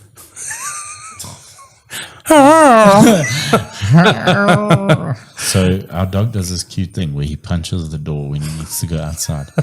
But now he's currently punching the door because he wants to go to bed. He's fucking tired of this. Tired of us fucking. Let's see. This is April 2016. Oh my god. No, dude, listen. I thought this was. I start growing hair, my dude. 2013. What was my profile picture? Because that's probably the most attractive photo I had in that year. God, I can't even. I was risky back then. I didn't even post like September. Huh? I got October and August. Oh my god. Yeah, just go with October then. Go with October. October. Calm down. Okay. Oh, 2014. Why does my forehead look so big in this photo, dude? Nearly there. Damn, dude, I was a rugged little beast. December 2013. Okay. I was balding here, I can see. Let's see. Okay, November. This is literally November 10 years ago. 10 years ago, and 10 years and 3 days. You kind of. Let me show you the hair that I had before that, though. Yeah, I know. That's such a cool photo, dude. Poos long. Okay, this is October 2013. Let's go with October 2013. October 2013. This is me, dude. Hey, yo, I don't even know who the fuck it is, dude. You never saw me with hair, dude. No, or without a beard. Really? I'm gonna classify You've never seen that as this? without a beard. No, I've seen the photos. But yeah, you never seen me like this. It catches me by shock every time. It does like, yeah, it catches me by surprise every time. I'm just like, Hey? beardless Chris won't hurt you. Check at this, dude. I look like I'm watching you unwrap the Christmas presents. You actually do. Yeah, like I hope you like what I bought you. yeah. Oh, what did mom get you? 2012. You've gone too far now. That's 2012. Yeah. Yeah. What did? Yeah, like that one. Like It's my hot wife, I knew you dude. wanted that. Huh? Hey, is that your wife, dude? Oh no, this is my other girlfriend. Hey, It was, yeah. Slamantha. Slam, man. Look Look at this fucking dope head, dude. Oh, okay. The bottle of Granny Schnapps, bro. Yes, this dude. I love how it's got one of those labels on it that you used to put on your school books. Yeah. How else do you label it? The blue label. You guys know exactly what I'm talking about. That's a different type of blue label, yeah. yeah. It's definitely It's a different type, dude. Yeah, but like I say, 10 this, years dude. ago, that is... Disappointing, dude. Yeah, not what I was expecting. Why are you so red, dude? Were you crying? I was studying at this time. Blue eyes Yeah. crying in the rain, yeah. I think I actually took a break from studying auditing, so where were you? that adds up, dude. So 10 years ago... Check, this is how I graduated, dude. 2013. That's fucking brilliant. You got to explain this to So people. that was dude. literally second year of varsity.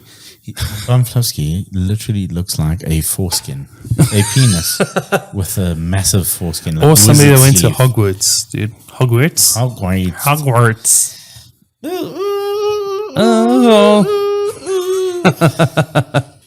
But yeah, so I mean, 10 years ago, second year of varsity was me.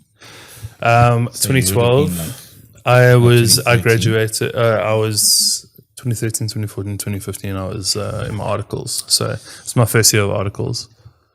Yes. 2013. It's scary. If you think about it, 10 years, how it changes. And you've been playing the same fucking GTA for the last 10 years. Literally played like last week. Literally, we were playing last week and we were like, this is great. I love this game. I love playing this game is timeless. It's timeless because they haven't released a new one. That's the only fucking reason it's timeless. It's like Sims. The jump between Sims 3 and Sims 4, you were like, Sims 3. Wow, there's like an alpine ski pack. There's a cottage pack. There's everything. And then they were like, Sims 4. And everybody's like, Sims 3. Pets. Yeah. Wow. Farmyard. What does your cow do? Brittany's cow. Brittany's still got that cow in Sims 4. Is it?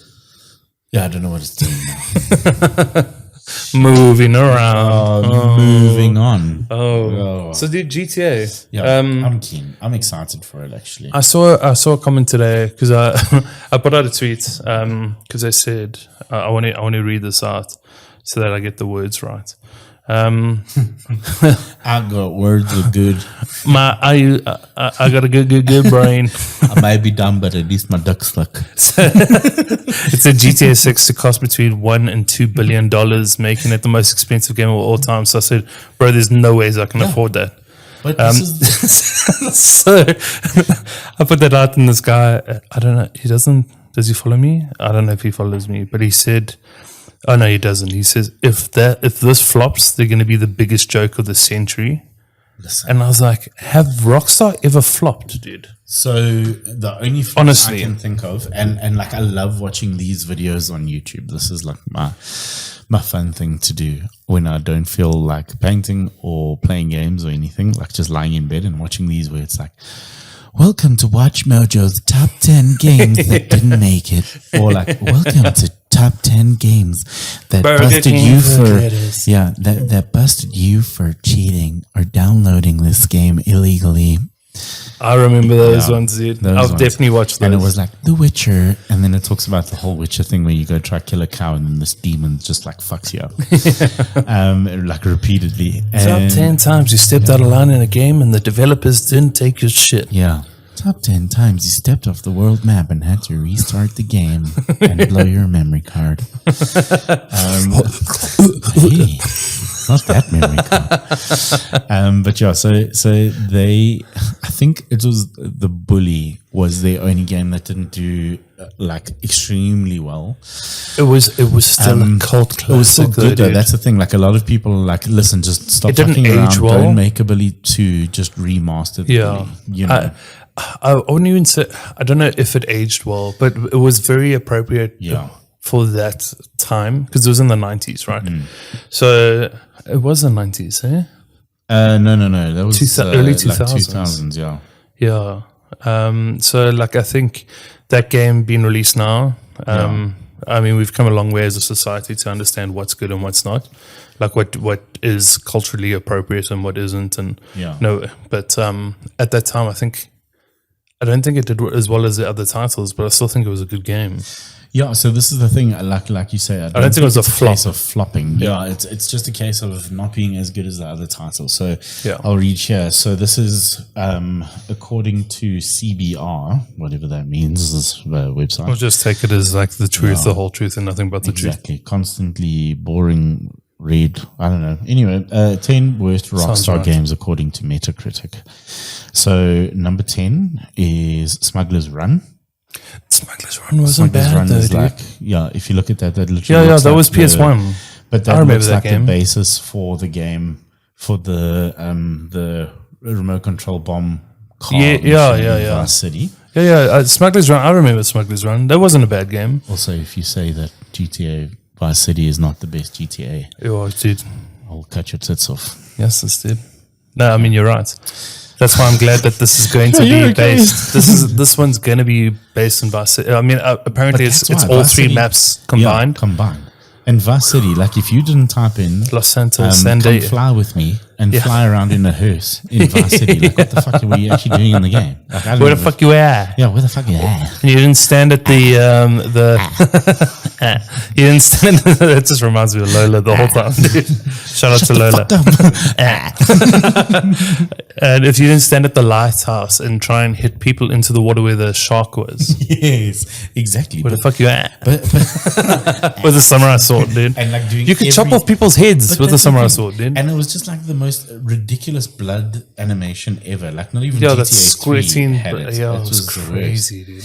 Then Grand Dodo. Theft Auto the trilogy. So that's the definitive edition of the trilogy. So that is like GTA 3, Vice City, and San Andreas. Apparently that Oh, didn't the do remake. well. Yeah, but it was the one for Switch. So it's not. It's not the But remakes in general. that's a but bit of a weird thing to include. yeah. So for me, the one like.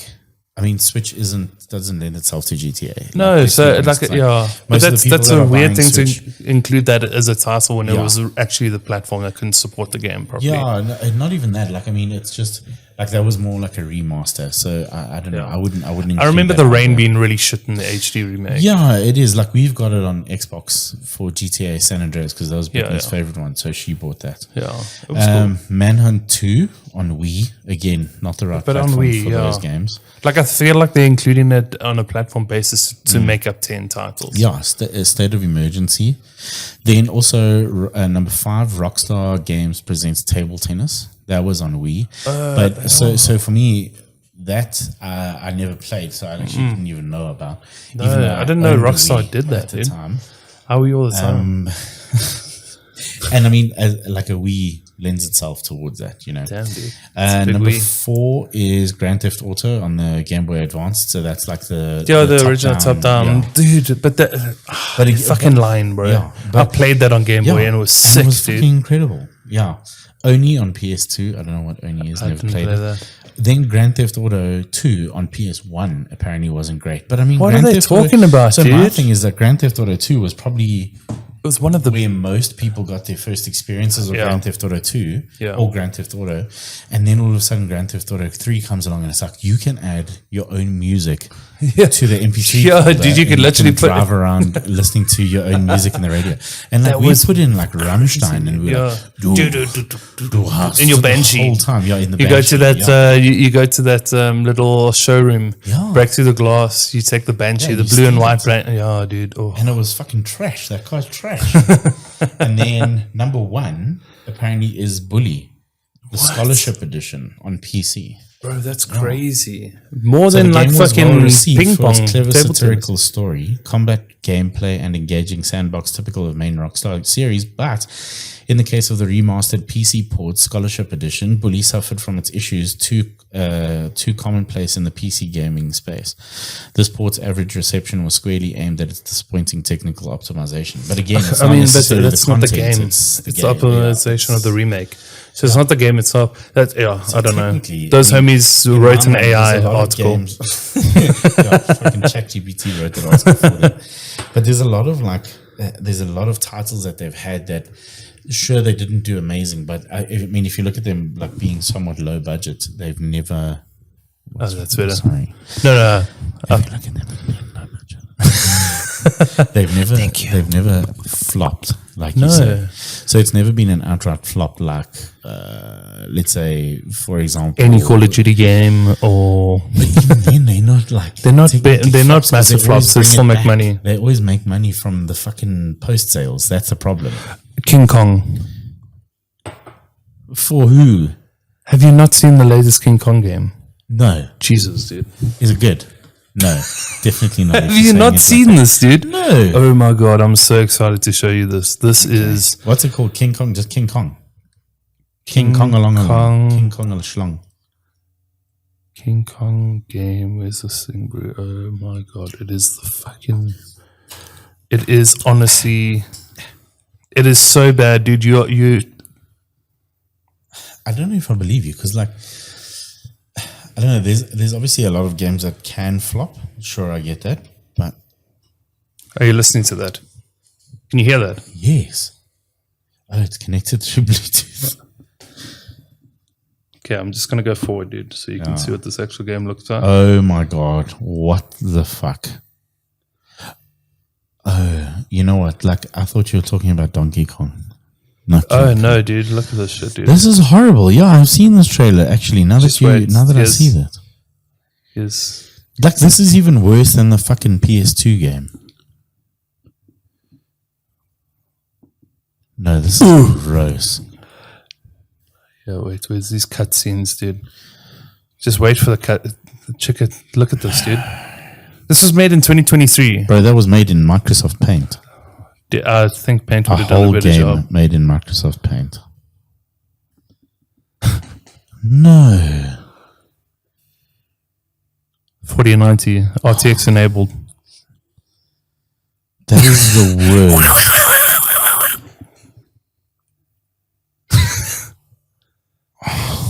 No. Okay, guys, for those of you that are wondering what's happening, Bum just showed me the IGN trailer for Skull Island, The Rise of Kong. Skull Island, The Rise of Kong. The Rise of Kong. That's it. Just go watch it. That's what a flop looks like. That's 100%. And I'll agree because I had the King Kong. I had the definitive edition, like the one that came in the metal case and everything for the PS2 game. That game was fucking sick, dude. Based after the Peter Jackson movie, and that game was cool. Fucking incredible. Like that. I mean, for PS2, that actually looks like it belongs on a PS2. Dude, and 100%. That's the comments it's getting. That is fucking terrible. Horrible. But that for me is a flop. Like for me, I don't see how GTA 6 is going to be a flop. The only way they're going to flop is if they don't make their targets, but even then they can do so many like online sales. So like all of the Megalodon cards, their shark cards that they have, and like all of their online stuff in terms of saying like battle passes essentially, the whole battle pass meta. So how's this, right? So it costs about $1 to $2 billion, which is a fucking that's a crazy range, dude. Yeah. That's like me saying that I make between 0 and $1 billion US dollars every year. Okay, give me some. It could be zero still, dude. Or $1. Yeah. So between $1 and $2 billion, like and $2 billion is a big fucking difference, dude. A billion is 1,000 million. Yeah, that's a whole thousand. Going back to math again. That's a crazy range, dude. But how much do you think that GTA 5 has made? In its 10 years. Has made. In total. In 10 years. As of 20. At least 5 billion. It's sold 190 million copies. Yes.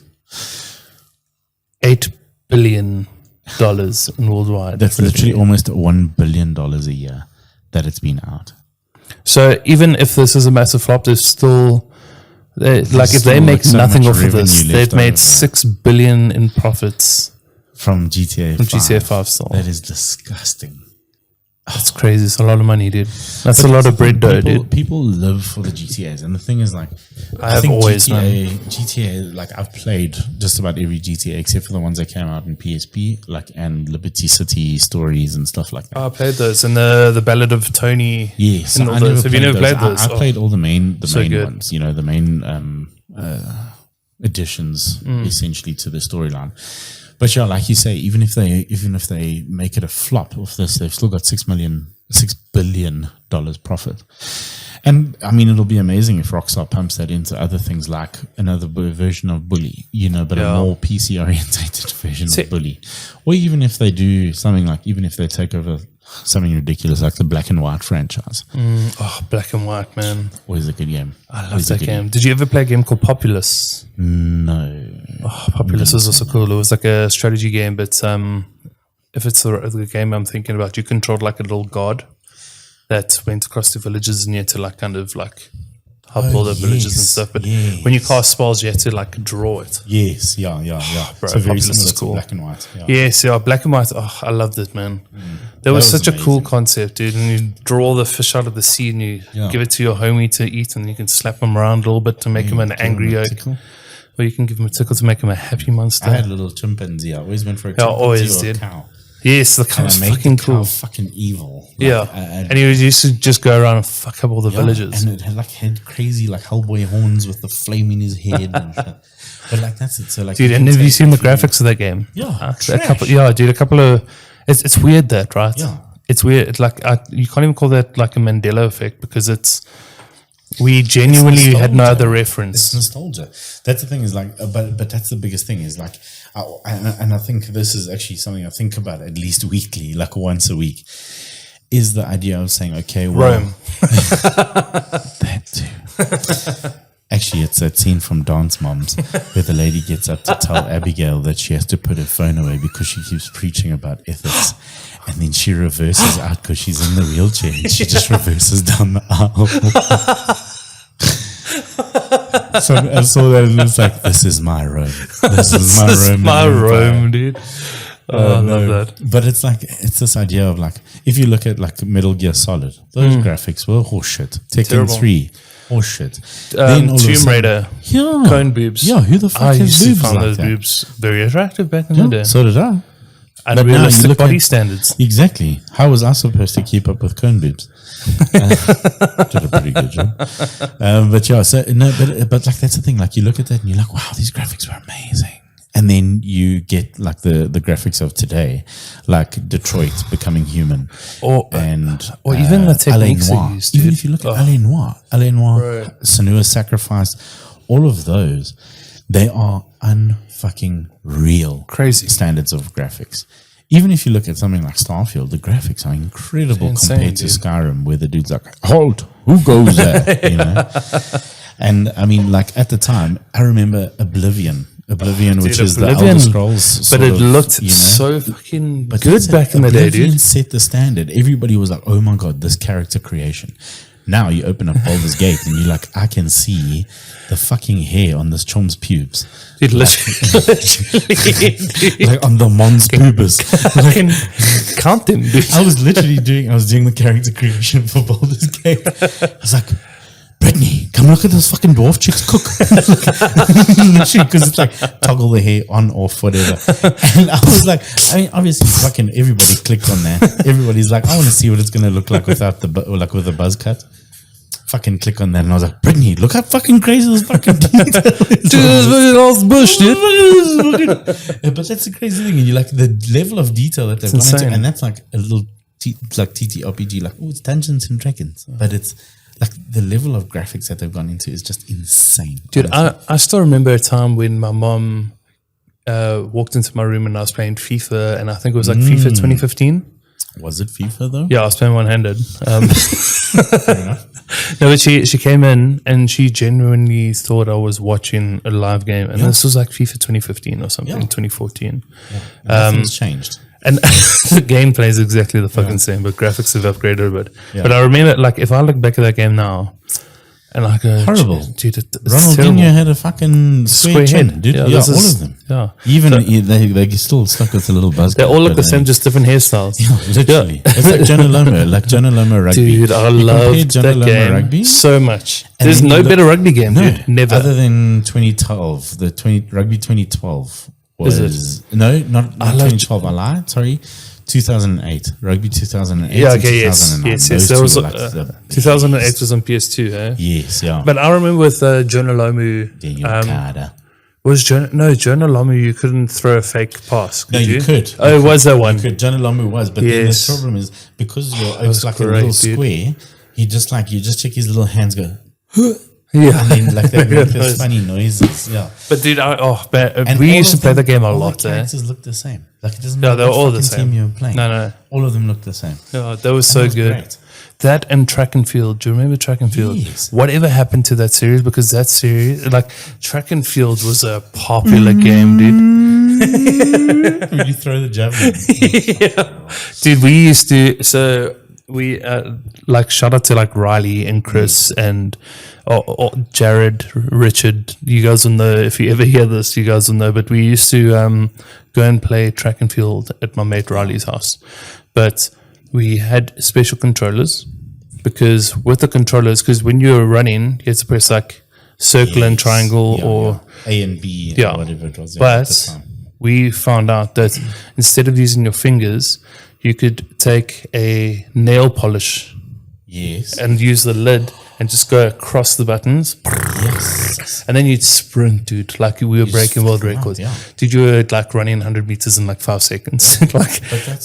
So this is how we were playing each other. And we used to, like, it was a drinking game. So like if you came last, you know, you had to down a drink, you and your teammates, and you switch between little things. And then they worked for that. They worked for the swimming. They worked at like all of the different things. So these controllers were fucked, dude. Like literally, you can't, like, those buttons were soft. Yeah. Absolutely molded. But we used to go through controllers playing the game like I can't think of a game right now where I was like enjoying it that much. Yeah.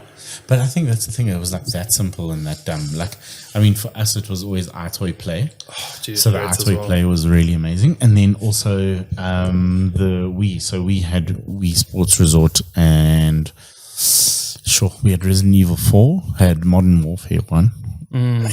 Those were great, dude. You know, but I mean, on a Wii, it was weird. Guitar Hero. Absolutely amazing on was Wii. Incredible. But yeah, like I say, the sports resort games, and those are always lekker because it's like family fun. But I mean, even the one night, competitive, dude. Yeah, it was. But even when I was still teaching with Jerry's like, his mom found his old Wii. So dude, you just have it in a bottle. Yeah, he just left it under the bed. It's first day for keeping. One day it'll be worth it. Long time, like viewers we use the smelling salts. Long time viewers of my streams will remember Jerry from. He used to be part of the Bum Jams and stuff. Something that we're going to revise again. Bum Jam is work with him as well. Yes, and Bum Jams is like a session where we get musicians in the same room. We just kind of have a jam session, and I think we'll revise it at some stage in the new year. But yeah, you guys will get to know Jerry a bit more then, I think. Yeah, and I mean, like, we must actually play some games with him again. Yeah. But yeah, so he's like, yo, my mom found the old Wii. Do you want to play? So I was like, yeah, sure. So the one night we went over for a bra, the girls were braing, and there's me and him busy playing fucking golf and bowling and shit like that. I love it, dude. In the lounge. And I was like, this is like, I know it's not fucking high class or not high class, like high grade graphics or anything like that, but fun. It was just fun. It was fun. You know, the bowling is dumb, the golf is dumb, but it's so much. But there was no way of jipping the system or no, and you didn't want to though. No. That's the thing. You're not like, I'm gonna try a Schneider soak. No. If you're good, you're good. If you cuck, you cuck. It doesn't matter. It was like, I remember in the first couple of years of varsity, we used to go out and just get molded. And we'd end up at, there was these friends of ours, two twins. Yeah. Well, I mean, if you have any more than that, they're not really twins anymore, but Angus and Morgan. So we used to go to their house and we found their old Wii as well. But on Wii, they had, it was this old bottle of Stinky, dude, and we all stick 2 fingers in and just give it a sniff. We found their Wii machine, which is, fucking can't, dude. Why did they call it a fucking Wii, dude? But on there, they had like all the old school games. Yes. So like 1975 and Tank, Tank thing. Dude, Tank City. So we get molded and then we play Tank City in teams, and whoever, like, you had to get the furthest as a team. You know, you had to like beat all these levels, and the other team would have to drink, like, if they couldn't get as far. So that was fun, dude. And we used to watch Africa Magic to just cap off the nights. Yeah, that was great, dude. I love that. Like, what's that one director that Rushka sent us? Fucking, he's that Nollywood director, but he's that showreel's like fucking crazy. It is, where they're like, fuck the white guy. Yeah, dude, that's genuinely just a genre. He says it. He's like, genre is just our genre is just fucking up a white guy. The white guy, dude. And it's just, and it's some like American like stunt man. He's like, I'm so here for this. He loves it, dude. It's like one of the best things. And then when he dresses as a woman, and they just like catch him in the street and fuck him up. I was just like, what the fuck's going on? But it's just this black homie with a blonde wig on. Yeah, exactly. And he like has to rescue him from these other dudes. I love it, dude. So I love the creativity that goes into those things. Like, for me, some of the, like, I really want to just do shit movie nights. Yeah, I've spoken about it for years, but we need to do like Friday nights. What's it? Hard ticket to Hawaii, dude. We have to. Hard ticket to Hawaii. Casa de Padre. But that's not a shit movie, but it belongs in that. But it is category. Yeah, because it's like a bit of a smooth. A smooth. So if you guys don't know Casa de Padre, And you're a fan of Will Ferrell. Will Ferrell. He made a movie entirely in Spanish. Where he speaks only Spanish. Everybody. I don't think anybody speaks English in the whole thing. Right, but it's ludicrous, dude. It's ludicrous. The opening scene, they like catch like a young calf. Yeah. And then when he picks it up, you can see it's like made of polystyrene, dude. It's and like he's also like his chest is like painted on and shit. it's so fucking good, dude. I love it. I love it. It's so great. Ozzy, Yes. we're on 1 hour 51. Is that what I say? Yeah, I think. Okay. I mean, I can see it in your eyes, dude. I can see you stretching your back. I'm just stretching my back for later. I'm limbering up like a lion. Yeah. What is a crazy fact that you want to just close this off with, dude? I didn't actually learn a crazy fact this week, funny enough. What I did learn is Shih Tzu is 2 words. I thought it was 1 Is it? for my whole life. I once went to a zoo and it only had a dog, dude. What was it? A Shih Tzu, dude. It was quite a Shih Tzu. You see, now it works because it's 2 words. Yeah, I learned that at quiz last night. That was quite interesting. That is kind of weird, dude. It's. I mean, I know it's really dumb, but yeah. But I do have some fun facts in my pocket. Okay. We spoke about the Tabasco sauce. Yeah. 3 years. That's always a goodie. Did you know that a blue whale's penis is 3 meters long? Yes. That's fucking scary. joking, I That's didn't know like that. the height That's of an fucking average big, roof. Like if you think about That's a higher than first an average floor- roof, dude. No, isn't first it? floor ceiling is. Oh, it's 3 meters. So, So. yeah, it's 3 meters because your 2.8 doors, or something, doors are isn't it? 2.1. Yeah, okay, doors are yeah. 2.1 and the ceilings, like 2.83 meters. Yeah. Hey, imagine everybody's like, oh, the sea's salty because the the land doesn't wave back. No, it's because it's filled with whale cum. Literally, dude. That's gross. I feel like we should end on that. I was going to say, what's your favorite? Then our podcast is going to be like from lemon meringues cream to whale cum, dude. Okay, we'll catch you guys next Thank week. you very much. Good night, everybody. We hope you enjoyed. Podcast. Yeah.